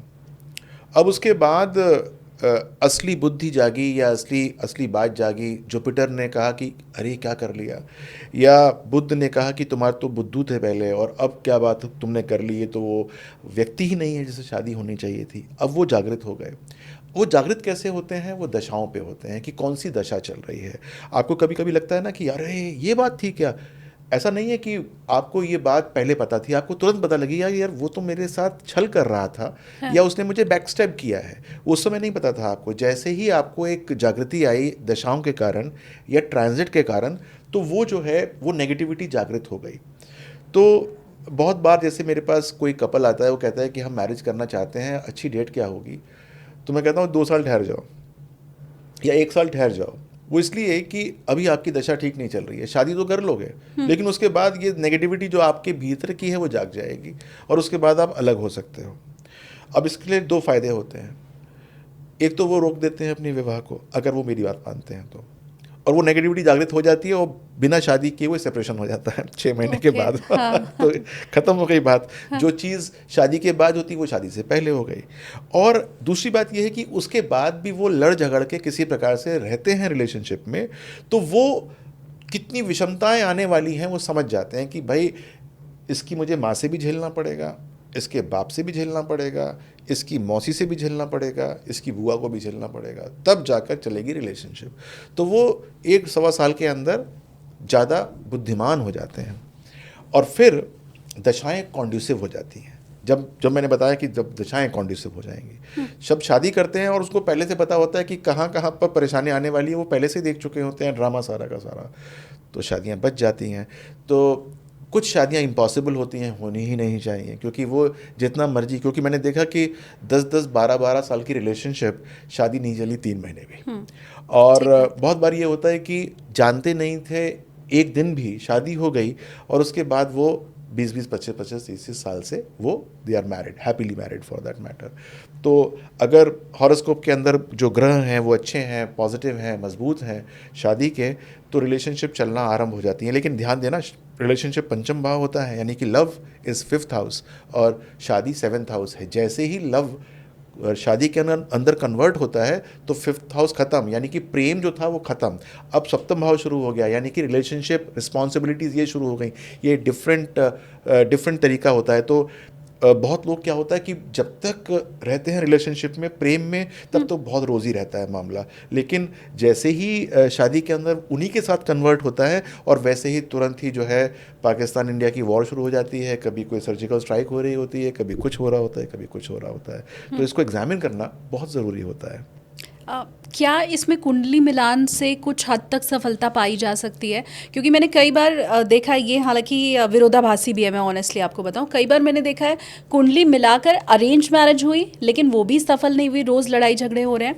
और कई बार देखा है बिना कुंडली मिलाए शादी की गई, सपोज लव मैरिज हुआ है और वो बहुत अच्छे से चल रही है, सक्सेसफुल है। तो कुंडली मिलान का क्या रोल रहता है? तो मैं आपसे क्वेश्चन पूछता हूँ एक कि व्हाट इज़ कुंडली मिलान? क्या होता है कुंडली मिलान? आप क्या समझती हैं कुंडली मिलान को? अलग अलग राशियों और नक्षत्रों पे पैदा हुए जो लोग हैं उनके गुण मिलाए जाते हैं कि एक राक्षसी प्रवृत्ति का और दूसरा मानवीय प्रवृत्ति का तो नहीं है। हाँ। एक का गण वानर और दूसरे का मनुष्य तो नहीं है, ऐसे ही शायद मिलान किया जाता है। और मैंने बहुत पहले विनय जी ऐसा सुना है कि जो नाड़ी दोष है वो आज के टाइम में जो हम लोग ब्लड ग्रुप मैच करते हैं तो शायद वो उस तरह से होता है और उससे। बहुत अच्छा कहा आपने, और यही लोग सब मानते हैं जो आप कहती हैं। और ये 20% ऑफ द मैच है, सिर्फ 20% ऑफ द मैच। इसको हम बोलते हैं अष्टकूट मैच, जिसके अंदर हम 8 तरह के कूट मिलाते हैं, जिसके अंदर नाड़ी भी होता है, बकूट भी होता है और बहुत सारे होते हैं। सबसे ज़्यादा अंक जो होते हैं बकूट के 7 और नाड़ी के 8 होते हैं, तो इसलिए 36 में से ये 15 गुण तो यहीं के हो जाते हैं। और लोग जो हैं, मैंने देखा कि कंप्यूटर्स के ऊपर नाम डाला, डेट ऑफ बर्थ डाला और देखा कि 22 गुण मिल गए। शादी कर लेते हैं। या शादी के लिए बात कर लेते हैं और मान लिए कि 12 गुण मिले या 8 गुण मिले, तो नहीं शादी नहीं हुई, क्योंकि वहाँ पर मना कर दिया उसने, शादी नहीं हो सकती। This is just 20% of the match. ये 80% तो अभी आपने मैच ही नहीं किया, जिसमें हमारी एक्सपर्टीज़ होती है। शादी क्या करना है? शादी जो है आजकल चेंज हो चुका है, पूरा परिप्रेक्ष्य चेंज हो चुका है। आजकल मैं पॉडकास्ट आपके साथ कर रहा हूँ, मान लीजिए पॉडकास्ट का चलन आज से 100 साल पहले शुरू किया होता, यहाँ पर कोई सज्जन बैठे होते, उनके साथ पॉडकास्ट कर रहा होता, तब नारियों को काम करने की स्वायत्ता नहीं थी, नारियाँ काम नहीं करती थी, वो फाइनेंशियली इंडिपेंडेंट नहीं थी। तब हम किसी और तरीके से कुंडली मिलाते थे कि ये घर के अंदर सेटल तो हो जाएगी, ये बच्चे पैदा कर सकती है कि नहीं कर सकती है, ये जो है खाना बना पाएगी कि नहीं बना पाएगी, अगर हमारे घर में कुछ बच्चे हो गए तो उनको ये डांस सिखा सकती है कि नहीं सिखा सकती है, राइट, इसको सिलना कढ़ाई करनी आती है कि नहीं आती है। ये जो है गुण मिलान होते थे, जो जिसकी आप बात कर रही हैं, ये वो था। आज की डेट में अगर बच्चे नहीं हो रहे हैं तो IVF है, और कपल्स के बीच में क्लैरिटी है कि बच्चे नहीं भी होंगे तो गोद ले लेंगे, ये भी क्लैरिटी है। इंपॉर्टेंट क्या है? आपसी रिस्पेक्ट होनी चाहिए। इंपॉर्टेंट क्या है कि जो जो लव है वो ड्रेन आउट नहीं होना चाहिए। वो शादी के 10 साल के बाद भी रहना चाहिए, कुछ 50-60% तो रहना चाहिए। और इम्पॉर्टेंट क्या है कि झगड़े हो रहे हों तो जब रात को सोएं तो वो झगड़े समाप्त करके सो जाएं। They should sleep with the झगड़ास। ये इंपॉर्टेंट है। फिर उसके बाद सबसे बड़ी बात क्या है कि longevity of marriage and before that, कि जिनकी शादी हुई है वो सफिशेंट जिंदा रहेंगे ना, सफिशिएंट रहेंगे कि नहीं सही रहेंगे। बात, हाँ। ऐसा ना हो कि एक जो है वो अल्प आयु का हो और एक मध्यम या दीर्घ आयु का हो, तब भी गड़बड़ हो गई। तो मैचिंग की परिभाषा बदली हुई है और हम अभी मैच वही कर रहे हैं कि कढ़ाई करनी आती है कि नहीं आती है, बर्तन धोने आते हैं, कौन कर रहा है आज की डेट में ये काम। ठीक बात, हमने हाँ। मैच तो वो किया था, आज की डेट में मैच तो डिफरेंट है, एक नई नई आयाम है। आपके घर में लड़की आएगी और वो कमाएगी, मैच ये करना है कि वो तनख्वाह नहीं देगी तो तुम खुश रहोगे कि नहीं रहोगे। या तुम्हारे पेरेंट्स ये तो नहीं कहेंगे यार वो कमाती है लेकिन जाती है सुबह से शाम तक, हमको खाना बनाना पड़ता है और तनख्वाह तो देती नहीं है वो कुछ भी, उसके तो अपने खर्चे इतने हैं। या फिर रात को मान लो वो देर रात आ रही है 1 बजे, तो हमको ये गवारा है कि नहीं, ये मैच चाहिए ना। अब मैच डिफरेंट है, तो कुंडली के अंदर देखने का परिप्रेक्ष्य एंगल चेंज है।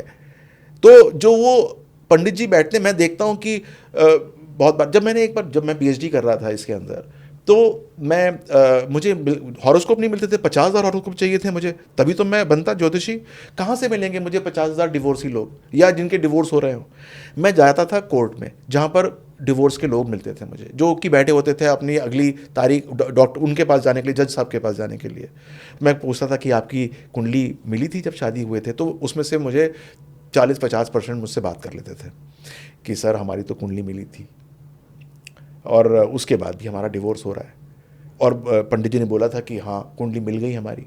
तो मैं ये पूछता हूँ कि जब कुंडली वो मिल गई थी तो अब डिवोर्स क्यों हो रहा है। डिवोर्स का मतलब पैमाना डिफरेंट है ना, सोच डिफरेंट है, आयाम डिफरेंट है। अब ग्रह उस प्रकार से काम नहीं करते हैं, अब ग्रह डिफरेंट तरीके से काम करते हैं। अब लड़का खेती करने नहीं जा रहा है जिसको बीवी को घर 4 रोटी सेक के उसके लिए लेके जाना है सर के ऊपर। अब वो वैसे ग्रह मैत्री करनी ही नहीं है। अब तो ये करना है कि अगर लड़की नौकरी करती है तो क्या लड़का शाम को 6 बजे आकर 2-4 रोटी सेक सकता है? ये नहीं सेक सकता। ये ग्रह मैत्री चाहिए।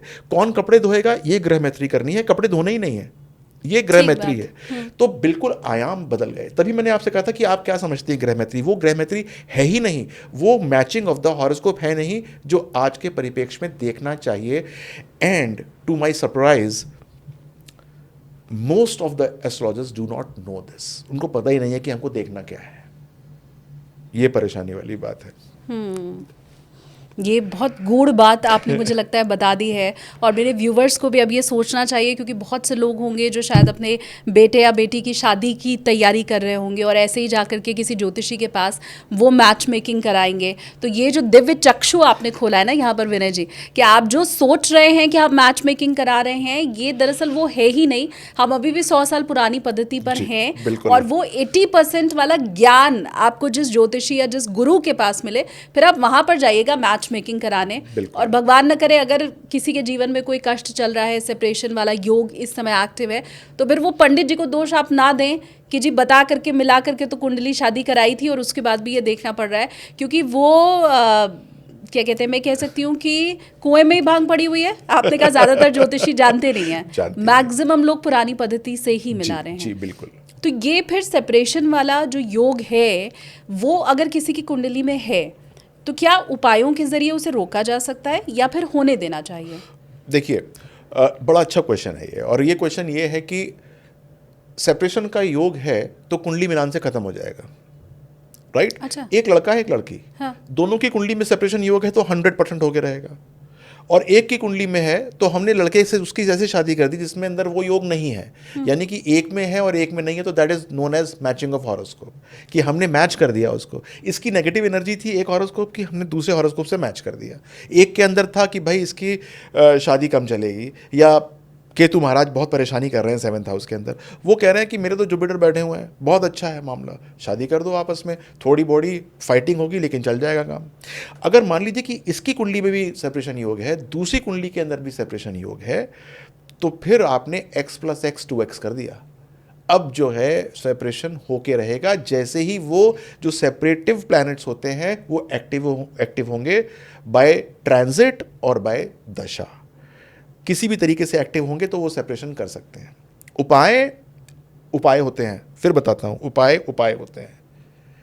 अगर एक एथलीट की टांग टूट जाए, ही कैन नॉट रन, हाँ उसका प्लास्टर लगा के उसको चलाया जा सकता है, वो उपाय कर दिया हमने। लेकिन तुम कहो कि भाग रहा है वो भाग नहीं रहा होता, राइट। तो रेमेडीज को आप रेमेडीज समझ के चलिए, रेमेडीज से आपको बूस्ट मिलता है, रेमेडीज से आपको पॉजिटिविटी आती है, लेकिन आपको किस चीज़ के लिए चाहिए ये तो समझ लीजिए। लोग कहते हैं कि कोई उपाय बता दीजिए कि हमारे लड़े ना आपस में। पहला बात तो ये है कि वो लड़के हो रहे हैं ये तो समझो, उसके बाद जब समझ लोगे तब भगवान के पास जाओ, ये भगवान ये जो है बहुत चिल्लाती है या वो बहुत जो है गुस्सा करता है, इसके गुस्से को ख़त्म करो, मेरे गुस्से को ख़त्म करो। हमें पता ही नहीं है हम क्यों भगवान के पास जा रहे हैं। हम तो कह रहे हैं बस भगवान हमारे ऊपर आशीर्वाद दे दें और हम चिल्लाना चीखना बंद कर दें। नहीं, वो चिल्लाना चीखना हो क्यों रहा है, क्या प्रॉब्लम क्या है, दिक्कत क्या है, that has to come first and that is seen through the horoscope. लोगों को पता ही नहीं होता कि हमारे अंदर परेशानी है क्या। मैं उनको बताता हूँ कि भाई तुम्हारे अंदर परेशानी क्या चल रही है, what is the basic problem that is making you are not able to adjust with this fellow, इस कारण से है, इसको ख़त्म करो। तब समझ में आता है कि यार ये तो ख़त्म ही नहीं हो सकती शायद, तो इसका मतलब कुंडली मिलान ठीक तरह से हुआ नहीं तुम्हारा। हाँ, लेकिन ये उपाय क्या होते हैं, मतलब मैं ये समझना चाह रही हूँ, और ये इसलिए भी क्योंकि ज़्यादातर ज्योतिषियों को हमने देखा है कि वो या तो आपको रत्न पहना देते हैं उपाय के नाम पे, वो या तो किसी मंत्र जाप के लिए आपको कह देते हैं, या बोल देते हैं कि मंदिर में जाके इतने दिन तक जल चढ़ाना या रुद्राभिषेक करा लो, किसी तरह की पूजा पाठ हो आपको बताते हैं। टोने टोटके का भी आजकल तो विनय जी बड़ा चलन है, आप अगर सोशल मीडिया पर एक्टिव हैं तो आपने देखा होगा कि तकिए के नीचे ये रख लेना, ये पेंटिंग टांग लेना या ये लिख लेना, ऐसे बहुत से टोने टोटके भी हैं चलन में। तो उपायों का असली अर्थ क्या होता है? देखिए, मैं तो वैदिक ज्योतिष करता हूँ, सनातनी हूँ, तो मैं तो टोने टोटके वाले उपाय देता नहीं, ना मानता हूँ। कुंडली के अंदर ग्रहों के हिसाब से उपाय बताए जाते हैं, और ध्यान दीजिए कि कुंडली के अंदर 3 तरीके के ग्रह होते हैं। एक होते हैं आपके मित्र, एक होते हैं आपके शत्रु, एक होते हैं सम यानी कि न्यूट्रल। तो आपको तो पता ही है, ये तो नॉर्मल नियम है कि मित्र बलिष्ठ होना चाहिए, शत्रु कमज़ोर होना चाहिए, और सम जो है उसको कुछ करो करो ना करो एक ही बात है, क्योंकि वो तो न्यूट्रल है, वो उसको छोड़ दो। तो जब हम कुंडली पढ़ते हैं तो देखने की कोशिश करते हैं कि मित्र कमज़ोर तो नहीं है, अगर कमज़ोर हैं तो उनके रत्न पहना सकते हैं, और यदि एनिमी आपके बलिष्ठ हैं, स्ट्रॉन्ग हैं, तो उन आपके मान लीजिए कि आपके एक बहुत बड़ा एक गुंडा है और वो उससे आपकी ठन चुकी है, तो आप उसको अपने घर में बुलाएंगे चाय पीने के लिए? नेवर। आप वो पता लगेगा कि यार वो कुछ कर रहा है, फ़ोन करने की कोशिश कर रहा था, तुम किसी से कहोगी कि जाकर उसको मना कर दे, यार मेरे से पंगा ना ले। हाँ। दान करे जाते हैं उनके, एनिमीज़ के दान किए जाते हैं, मित्रों को धारण किया जाता है, और सम के अगर वो हम फ़ायदा लेना हो दशाओं में, उनके मंत्रों का उच्चारण किया जाता है। जो न्यूट्रल होते हैं उनके मंत्रों का उच्चारण किया जाता है, एक्साइट किया जाता है उनको, यदि वो हमारे किसी क्षेत्र में आ रहे हैं, यानी कि दशा में आ रहे हैं, ट्रांजिट में आ रहे हैं, तो उनको हम किसी तरीके से पॉजिटिव करने की चेष्टा करते हैं। तो ये एक मूलभूत तरीका होता है। तो यहाँ चले जाओ, वहाँ चले जाओ। मैंने देखा कि लोग जो हैं भाई वो गए थे, शिव जी की पूजा की उन्होंने, और वो उसकी लड़की की शादी हो गई, तो तू भी कर ले भाई गौरी। ऐसे नहीं होता है। कुंडली में कौन सा ग्रह हमको बलिष्ठ करना है, कौन सा निर्बल करना है, कौन रोके रखा हुआ है। और आजकल तो राहु केतु के भी बहुत उपाय किए जाते हैं, जिसकी आप तंत्र मंत्र की बात कर रही थी। वो उपाय क्या होते हैं कि आजकल बच्चों को जागृति ही नहीं आती है। मान लीजिए हम मैरिज की बात करते हैं तो 30 साल तक तो उनको लगता भी नहीं है कि शादी भी करनी चाहिए, जागृति ही नहीं होती है। 31, 32, 33, 34 साल में जब उनको लगता है अरे अब तो हम शादी करनी चाहिए, और तब उनको अपने हिसाब से मिलते नहीं है कि उन्होंने देखा बहुत, दुनिया बहुत बड़ी देखी होती है। हमको लगता है कि ऐसा चाहिए या इस प्रकार की चाहिए, तो वो एक मिसमैच हो जाता है। तो नेगेटिव ग्रहों को बलिष्ठ किया होता है।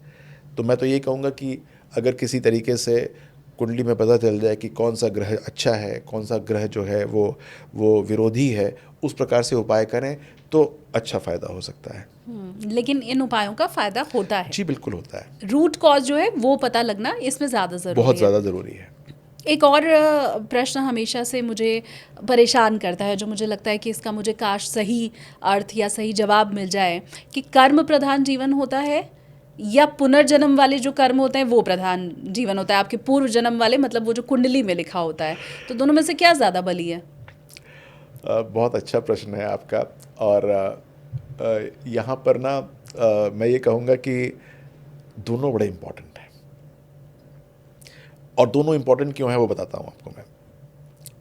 मान लीजिए कि आपकी जो डेट ऑफ बर्थ है वो 1 जनवरी सन 1991 है, मान लीजिए।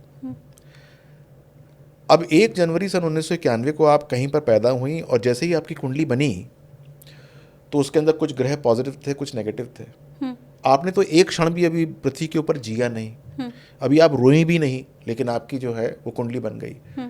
तो ये आया कहाँ से है? ये पिछले जन्म से आया, इस जन्म का तो है ही नहीं है। हाँ। जो भी आपको ब्लेसिंग्स मिली, आपके जो सेट ऑफ इक्वेशंस मिली, आपके मदर फादर, आपके रिश्तेदार, आपके डॉक्टर्स जिन्होंने आपको डिलीवर किया, आपके घर पहुंची गाड़ी में या स्कूटर में या तांगे में या रिक्शा में, या माँ जो है वो पैदल पैदल ही लेके चली गई, ये सारी की सारी आपको ब्लेसिंग्स जो हैं फ्रॉम योर प्रीवियस बर्थ ही तो मिल रही हैं सारी की सारी। आपको कोई बहुत अच्छा परिवेश मिल गया, that is the blessings that you are getting from the previous birth. तो इसका मतलब क्या हुआ कि पिछले जन्म के बड़े इम्पॉर्टेंट चीज़ें हैं जो कि आपके जीवन में कैरी करती हैं। और बहुत सारी चीज़ें होती हैं पिछले जीवन की जो कि कैरी होके आती हैं, जिसके अंदर आपको, यदि आपने इस जीवन के अंदर कोई प्रयास नहीं किया तो आप वैसे ही जिएंगी जैसे आपने पिछले जीवन को जिया था, कॉपी पेस्ट ही रहेगा, बिल्कुल कॉपी पेस्ट। जैसे मान लीजिए कि वही कहता है कि मेरी कुंडली के अंदर लिखा हुआ है कि मेरा गृहस्थ जीवन अच्छा नहीं होगा। मान लीजिए कोई किसी ने किसी को कह दिया कि, और वो मेरे पास आया, तो मैंने कहा कि ये इस जीवन का तो है ही नहीं, आपका पिछला जीवन अच्छा नहीं था गृहस्थ, ये कहा गया। अच्छा। इस जीवन के अंदर तो आपको प्रयास करना है उसको ठीक करने के लिए। यदि आपने प्रयास नहीं किया तो कॉपी पेस्ट तो वही होने वाला है जो पहले जीवन में किया था। आपने अपने आपको कैसे मॉडिफाई किया? मॉडिफाई नहीं किया। आपने अपने आप को मॉडिफाई करना है ना। आपकी आत्मा का अंतिम गंतव्य कहाँ पर है? मोक्ष मिलना है, बैकुंठ धाम में श्री चरणों में जाना है, यानी कि प्रोग्रेशन होना है, एक शरीर से दूसरे शरीर, दूसरे शरीर से तीसरे शरीर। वो कैसे जाएगा? मोक्ष कब मिलता है? जब सारे के सारे क्वार्टर्स, 12 के 12 भाव कुंडली के अच्छे हो जाएंगे, आपने सबके साथ न्याय कर लिया होगा, पेंडिंग कर्मस नहीं होंगे पिछले जन्म के, बिल्कुल मॉडल हो चुकी होंगी आप as far as the horoscope goes, तो आपको मोक्ष मिल जाएगा। तो इसका मतलब क्या हुआ कि हमको मॉडिफिकेशन तो करना ही है। तो जो मैं आपकी कुंडली पढ़ता हूँ वो आपके पिछले जन्म की कुंडली है, और मैं कहता हूँ कि आपका करियर अच्छा होगा, तो इसका मतलब you are blessed with a good career. मैं कहता हूँ कि आपका ये चीज़ अच्छी नहीं है, कोई भी चीज़ मान लीजिए, तो दैट मीन्स वो आपके पिछले जीवन में खराबी थी, उसको इस जन्म में ठीक करना है, और वो फ्री विल से ठीक करना है। जुपिटर जहाँ बैठा हुआ है वो कैसे ठीक कर सकता है उसको? आपके अंदर उसकी पॉजिटिविटी होनी चाहिए, and that is the beauty of looking at a horoscope. आप समझने की कोशिश कीजिए। भगवान यही कहते हैं कि भाई ये हॉरोस्कोप पढ़ने का फ़ायदा क्या है? तो विष्णु भगवान ने जवाब दिया कि फ़ायदा ये है कि उस व्यक्ति को ये पता चलता है कि क्या क्या दुश्वारियां हैं, क्या क्या परेशानियां हैं, और उससे ऊपर उठना है उसको। जो चीज़ मिल गई उसको आराम से, वो तो मिल ही गई, वो सब ठीक चलेगी, कोई चिंता मत करना। लेकिन जो चीज़ परेशानी है, कोई कहता है तुम्हारा गृहस्थ जीवन ठीक नहीं होगा, उसको ठीक करो भाई। जो तुम्हारा करियर अच्छा नहीं होगा, ठीक करो भाई। और ठीक नहीं किया तो जैसा पहला था वैसा ही होगा, अगला जीवन भी वैसा ही होगा। पंचम भाव अगला जीवन, नवम भाव पिछला जीवन। मैं आपका एक एक जीवन पिछला पढ़ सकता हूँ। बहुत शानदार। मतलब पिछले जीवन वाले जो कर्म हैं वो तो इम्पोर्टेंट हैं ही, लेकिन हम बदल सकते हैं, बिल्कुल बदल सकते हैं, और बदलना ही चाहिए। तभी आप जो है पेड़ नहीं बने, आप पेड़ भी तो बन सकते थे। आप इंसान बने, पेड़ अपना जीवन चेंज नहीं कर सकता जड़ों को फैलाने के अलावा। आपको पूरा का पूरा दिमाग दिया है, हाथ पैर दिए हैं, आप उसको चेंज करिए। जो आपका पिछला जीवन था उसको और बेटर कीजिए। तो ये सब हमारे हाथ में है। अब इसी हमारे हाथ में जो सारी चीज़ें हैं उसमें एक द्वंद्व और लोगों के मन में चलता है। आई एम श्योर मेरे बहुत से व्यूवर्स होंगे जो इस परेशानी से जूझ रहे होंगे। अगर हाँ तो वो आप मुझे कमेंट करके बताइए भी कि कर तो रहे हैं नौकरी लेकिन लग रहा है बिजनेस के लिए पैदा हुए हैं, या कर तो रहे हैं बिजनेस पर लग रहा है बिजनेस वाला तो दिमाग ही नहीं है। कितना अच्छा होता 9 से 5 की नौकरी होती, टेंशन फ्री रहते कम से कम। तो क्या बिजनेस या नौकरी किधर सफलता मिलेगी या किधर जाएं, ये भी क्या कुंडली में लिखा होता है? जो लोग एक चीज़ कर रहे हैं और दूसरी की तरफ जाना चाहते हैं, वो हो सकता है ट्रैप हो सकता है ट्रैप हो। और वो वास्तव में होता ये है कि जैसे शाम को कुछ मित्र कहते हैं चल आज शराब पीने चलते हैं। ट्रैप होता है ना वो, आप जाते हो और वहाँ पर शराब पीते हो, फिर गाड़ी कहीं मार देते हो, एक्सीडेंट होता है, एक नया ट्रैप खुल जाता है। और आपको कुछ मित्र मिलते हैं, वो कहते हैं चलो यार आज चलते हैं लाइब्रेरी कुछ पढ़ेंगे, आप उस तरफ ध्यान नहीं देते हो, कहते हैं यार क्या फालतू की बात कर रहे हैं। तो ये ट्रैप्स को देखना बहुत ज़रूरी है। बहुत अच्छी लोग नौकरी कर रहे होते हैं, लाखों का पैकेज होता है, लेकिन उनको लगता है कि हमारी वजह से लाला जी कमा रहे हैं। हम जो है अगर अपना काम करेंगे तो हम तो बस मौज ले लेंगे। उनको पता नहीं है कि भाग्य लाला जी का चल रहा है, आप उनके भाग्य के अंदर एक योगदान कर रहे हो सिर्फ। यदि आपके कुंडली के अंदर वो योग नहीं है तो आप अननेसेसरी अपने उस चीज़ों को एक्टिवेट करने की कोशिश कर रहे हो जो आपकी कुंडली के अंदर है ही नहीं। तो you have to look into that trap कि आप कहीं ट्रैप में तो नहीं फंस रहे हो। और बहुत से लोग हैं जो मेरे पास आते हैं, वो कहते हैं कि 10 साल 12 साल नौकरी करने के बाद उन्होंने सब कुछ छोड़ दिया और उसके बाद बिज़नेस चालू कर दिया, लोन ले लिया, ये कर लिया, वो कर दिया, और फिर आज इतना हालचाल ख़राब चल रहा है कि 1 तारीख को आने से पहले टेंशन हो जाती है कि सबकी तनख्वाह देनी है, और फिर जो है बिज़नेस के अंदर बहुत जगह कर्ज़ फंसा हुआ है, पैसे नहीं आ रहे हैं, ये है वो है, तमाम तरीके की सरदर्दी होती है। तो मैं ये नहीं कह रहा कि सरदर्दी होनी ख़राब बात है, मैं ये कह रहा हूँ कि ये कब तक चलेगी भाई, इसको ख़त्म करना पड़ेगा। या तो नौकरी में आपको पता हो कि भाई 3 साल की जद्दोजहद है, उसके बाद बिज़नेस बहुत टॉप चल जाएगा, तभी करो। अगर लगता है कि बिज़नेस में ये फ़ायदा ही नहीं है, क्योंकि कुंडली के अंदर धन योग है। देखो बहुत सिंपल सी बात ये है कि धन योग है। धन योग रेक किससे हो रहा है, किससे वो जो है उठ के आ रहा है? नौकरी से, बंधत्व से आ रहा है, या फिर आप जो है एक एम्प्लॉयर होके कर रहे हैं?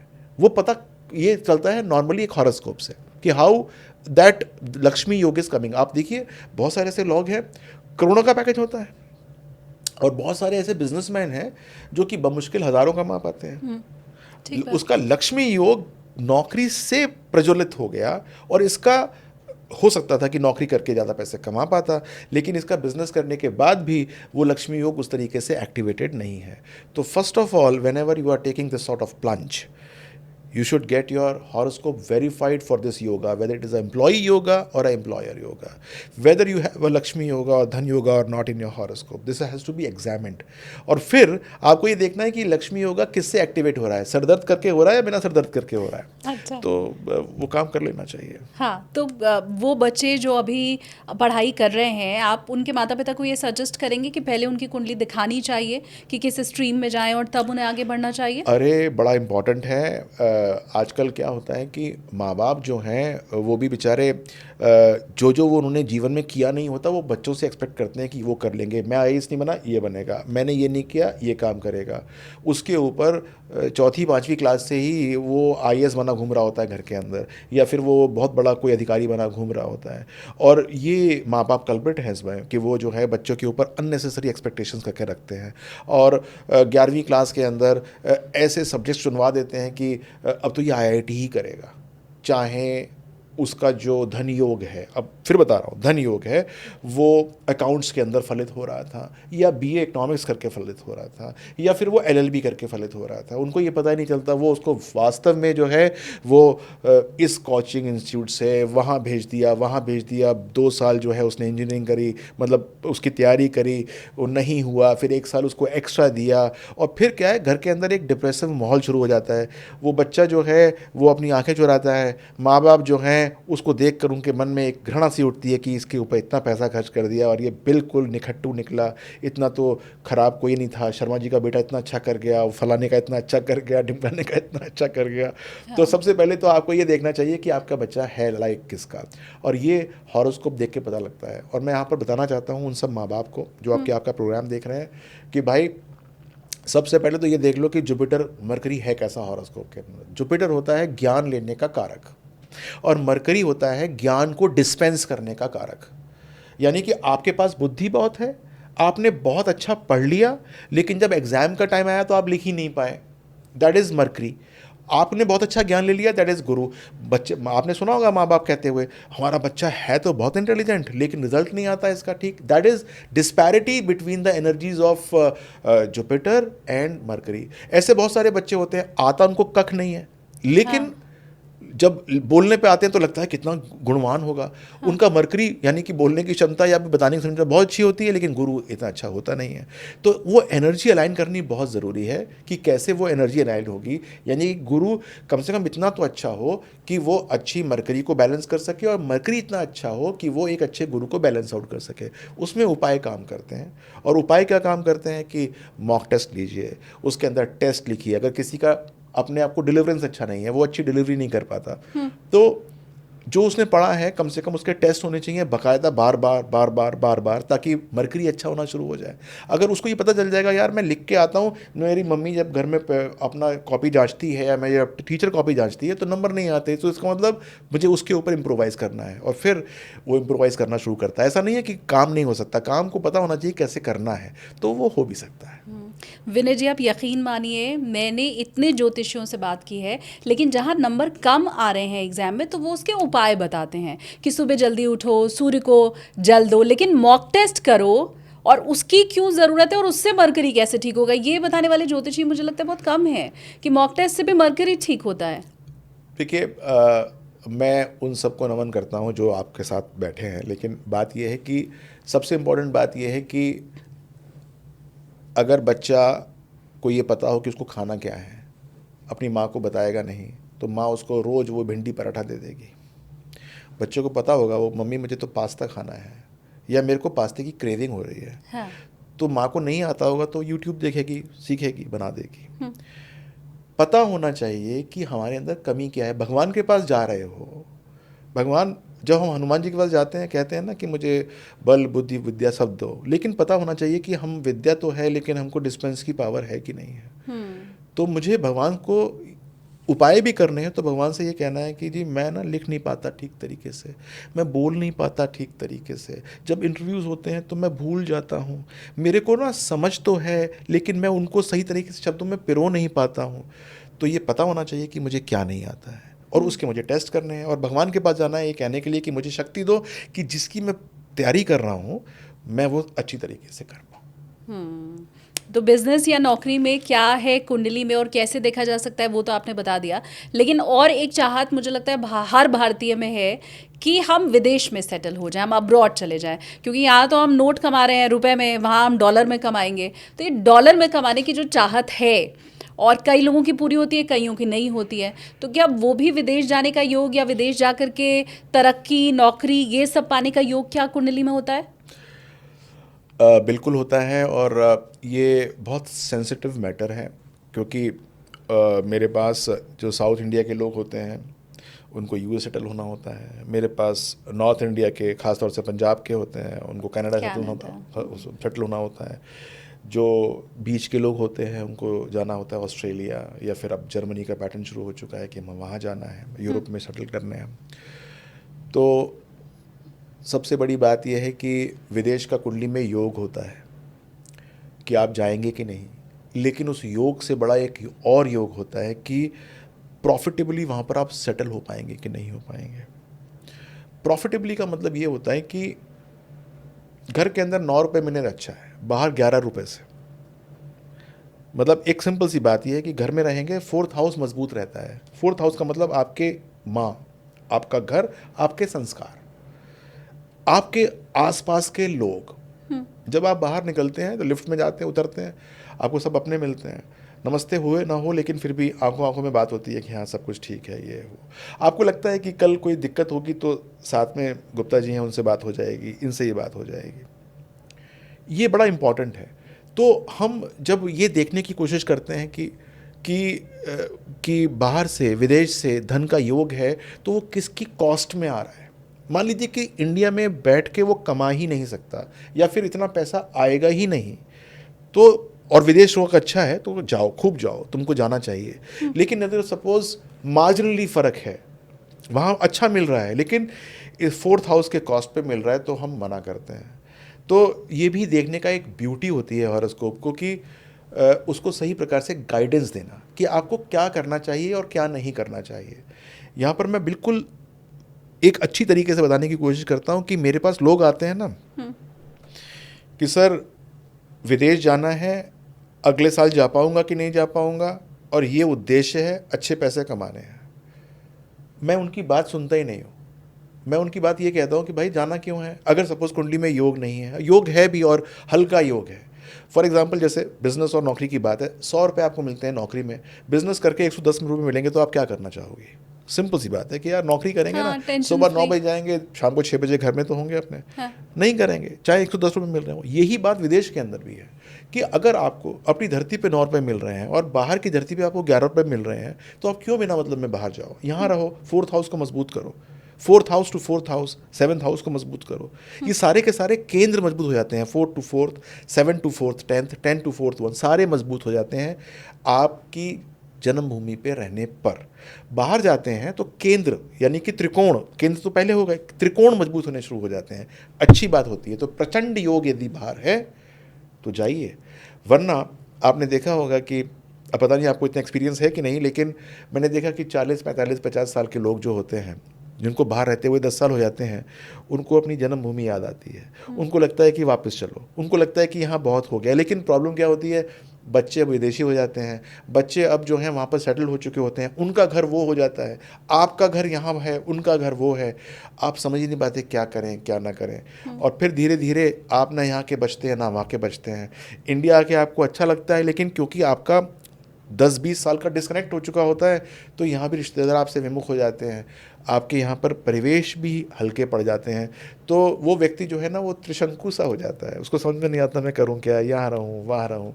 तो बड़ा इम्पॉर्टेंट है टाइम से अपने हॉरोस्कोप को दिखाना और ये समझना कि करना क्या चाहिए, क्योंकि जीना तो मज़े के लिए है ना, इन्जॉयमेंट आना चाहिए। हाँ, और मैंने तो ज़्यादातर ऐसे लोग देखे हैं जो विदेश जाके फिर वहाँ पे भी लोन ले लेते हैं, क्योंकि आपको वहाँ पे घर चाहिए, वहाँ पर गाड़ी चाहिए, और फिर वो उस ट्रैप में भी फंसे हुए मुझे ऐसे लोग भी मिले हैं। आपको बहुत अच्छा एक्सपीरियंस है इसका मतलब, लेकिन मैं बताना चाहता हूँ कि ये एक्सपीरियंस ये है कि इंडिया के अंदर भी लोन होगा, बाहर भी लोन होगा। इंडिया में थोड़ा छोटे घर का लोन होगा, वहाँ बड़े घर का लोन होगा, लोन चलेगा लेकिन। हाँ, तो बहरहाल जो अपनी धरती है वहाँ का सुख अलग है, जो यहाँ रह रहा है, और खासकर वो कि जो बाहर जाके यहाँ पर वापस लौटा है, वो सुख को ज़्यादा अच्छे से समझ पा रहा है। हमें तो जो चीज़ें फ्री फंड की मिल गई हैं, हम उन्हें उतना तवज्जो नहीं देते हैं, मुझे लगता है। अब क्योंकि विनय जी ये लैंडिंग का वक्त हो गया है, सफ़र तो बहुत अच्छा था जैसे हमने टेक ऑफ किया, और मैं हमेशा हर पॉडकास्ट में ये सोचती हूँ कि भाई क्रैश लैंडिंग ना हो। तो क्रैश लैंडिंग तो आज नहीं हुई है। उम्मीद कर रही हूँ कि आपके ये जितने आपने टिप्स दिए हैं उससे मेरे व्यूवर की भी लाइफ में अगर क्रैश लैंडिंग होने वाली होगी तो वो उससे बचेगा। अब चलते चलते, क्योंकि ये लैंडिंग का समय है, आप अपनी तरफ से कोई टिप देना चाहेंगे व्यूवर्स को कि आप, क्योंकि जब ज्योतिषी सामने होता है तो हम तो गुरु के समान ही उन्हें समझते हैं, और हम ये मानते हैं कि भाई वो जो कह रहे हैं वो पत्थर की लकीर है, उस हिसाब से अगर हम चलेंगे तो ऑटो पायलट मोड में हमारी लाइफ चली जाएगी। तो ऐसा कुछ है? बिल्कुल है। और वो ये है कि मेरा एक्सपीरियंस है कि मेरे पास लोग आते हैं और वो अपने हॉरोस्कोप को सामने रखते हैं और कहते हैं मुझसे कि ये जो हॉरोस्कोप है, ये आप इसको किस श्रेणी में मानते हो। वो ये सुनने की ख्वाहिश में होते हैं कि मैं ये बोलूं कि बहुत अच्छा है या ठीक है। और जो लोग थोड़ा सा कम परफॉर्म कर रहे होते हैं वो भी पूछते हैं कि सर ये हॉरोस्कोप में कुछ है भी कि नहीं है, मतलब हम कुछ कर भी पाएंगे जीवन में कि नहीं कर पाएंगे। तो मैं ये सबसे कहना चाहता हूँ कि every horoscope is beautiful, every horoscope is beautiful. हर एक हॉरोस्कोप के अपने चैलेंजेस हैं जो कि हमको पता नहीं होता, कि हम देखते हैं कि वो बहुत अच्छा जी रहा है, हमें पता ही नहीं होता कि उसके घर में क्या चल रहा है। उसके घर में भी राहु है, उसके घर में भी केतु है, उसके घर में भी मंगल है, उसके घर में भी शनि है। हर एक घर के अपने चैलेंजेस हैं।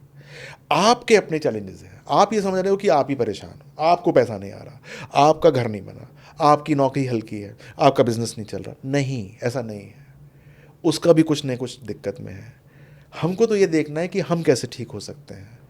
तो एक तो कंपेयर मत करो, और दूसरी बात, आपका horoscope is the most important horoscope for you and we have to make it even better. तो अगर घर से ऑफिस तक जाना है, गाड़ी चला रहे हो, तो ट्रैफिक जैम से बचना है, गड्ढे आ रहे हैं उससे बचना है। ये थोड़ा ना गड्ढा आया तो हाँ नहीं हम तो सीधे जाएंगे और तार से गाड़ी उस पर मार दी। तो यू शुड नो कि कहाँ कहाँ पर पिटफॉल्स हैं, कैसे निकलना है। एक बार हम उनसे निकल जाते हैं तो बहुत अच्छा हो जाएगा। लोन लें न लें, मकान खरीदें ना खरीदें, एक्सपैंड करें ना करें, ये होते हैं पिटफॉल्स। ये डिसीजन मिल जाए आपको जीवन में तो बहुत सुनहरा जीवन है, कोई चिंता करने की ज़रूरत ही नहीं है। मंगल ही मंगल होगा इसके बाद। और मैं ये चाहती हूँ कि आज का जो पॉडकास्ट है इसे आप अपनी प्लेलिस्ट में सेव करके ज़रूर रखें, ताकि आप इसको बिहार इलेक्शन में भी देख पाएँ, बंगाल इलेक्शन में भी देख पाएँ, 27 के यूपी इलेक्शन में भी देख पाएँ, 29 का जो प्राइम मिनिस्टर का इलेक्शन रहने वाला है वो भी आप देख पाएँ। आगे आने वाले कई सालों तक की बातें इस पॉडकास्ट में है, तो वो मिस ना हो जाए आपसे, इसलिए इसको आप सेव करके रखिए। और आप जितनी बार इसे देखेंगे आई एम श्योर आप विनय जी को याद ज़रूर करेंगे, और हम भी हर इलेक्शन की तारीख पर और आपके हर प्रिडिक्शन की तारीख पर विनय जी ज़रूर आपको याद करेंगे। बिल्कुल। Thank you so much sir. Love you talking to you. नमस्कार।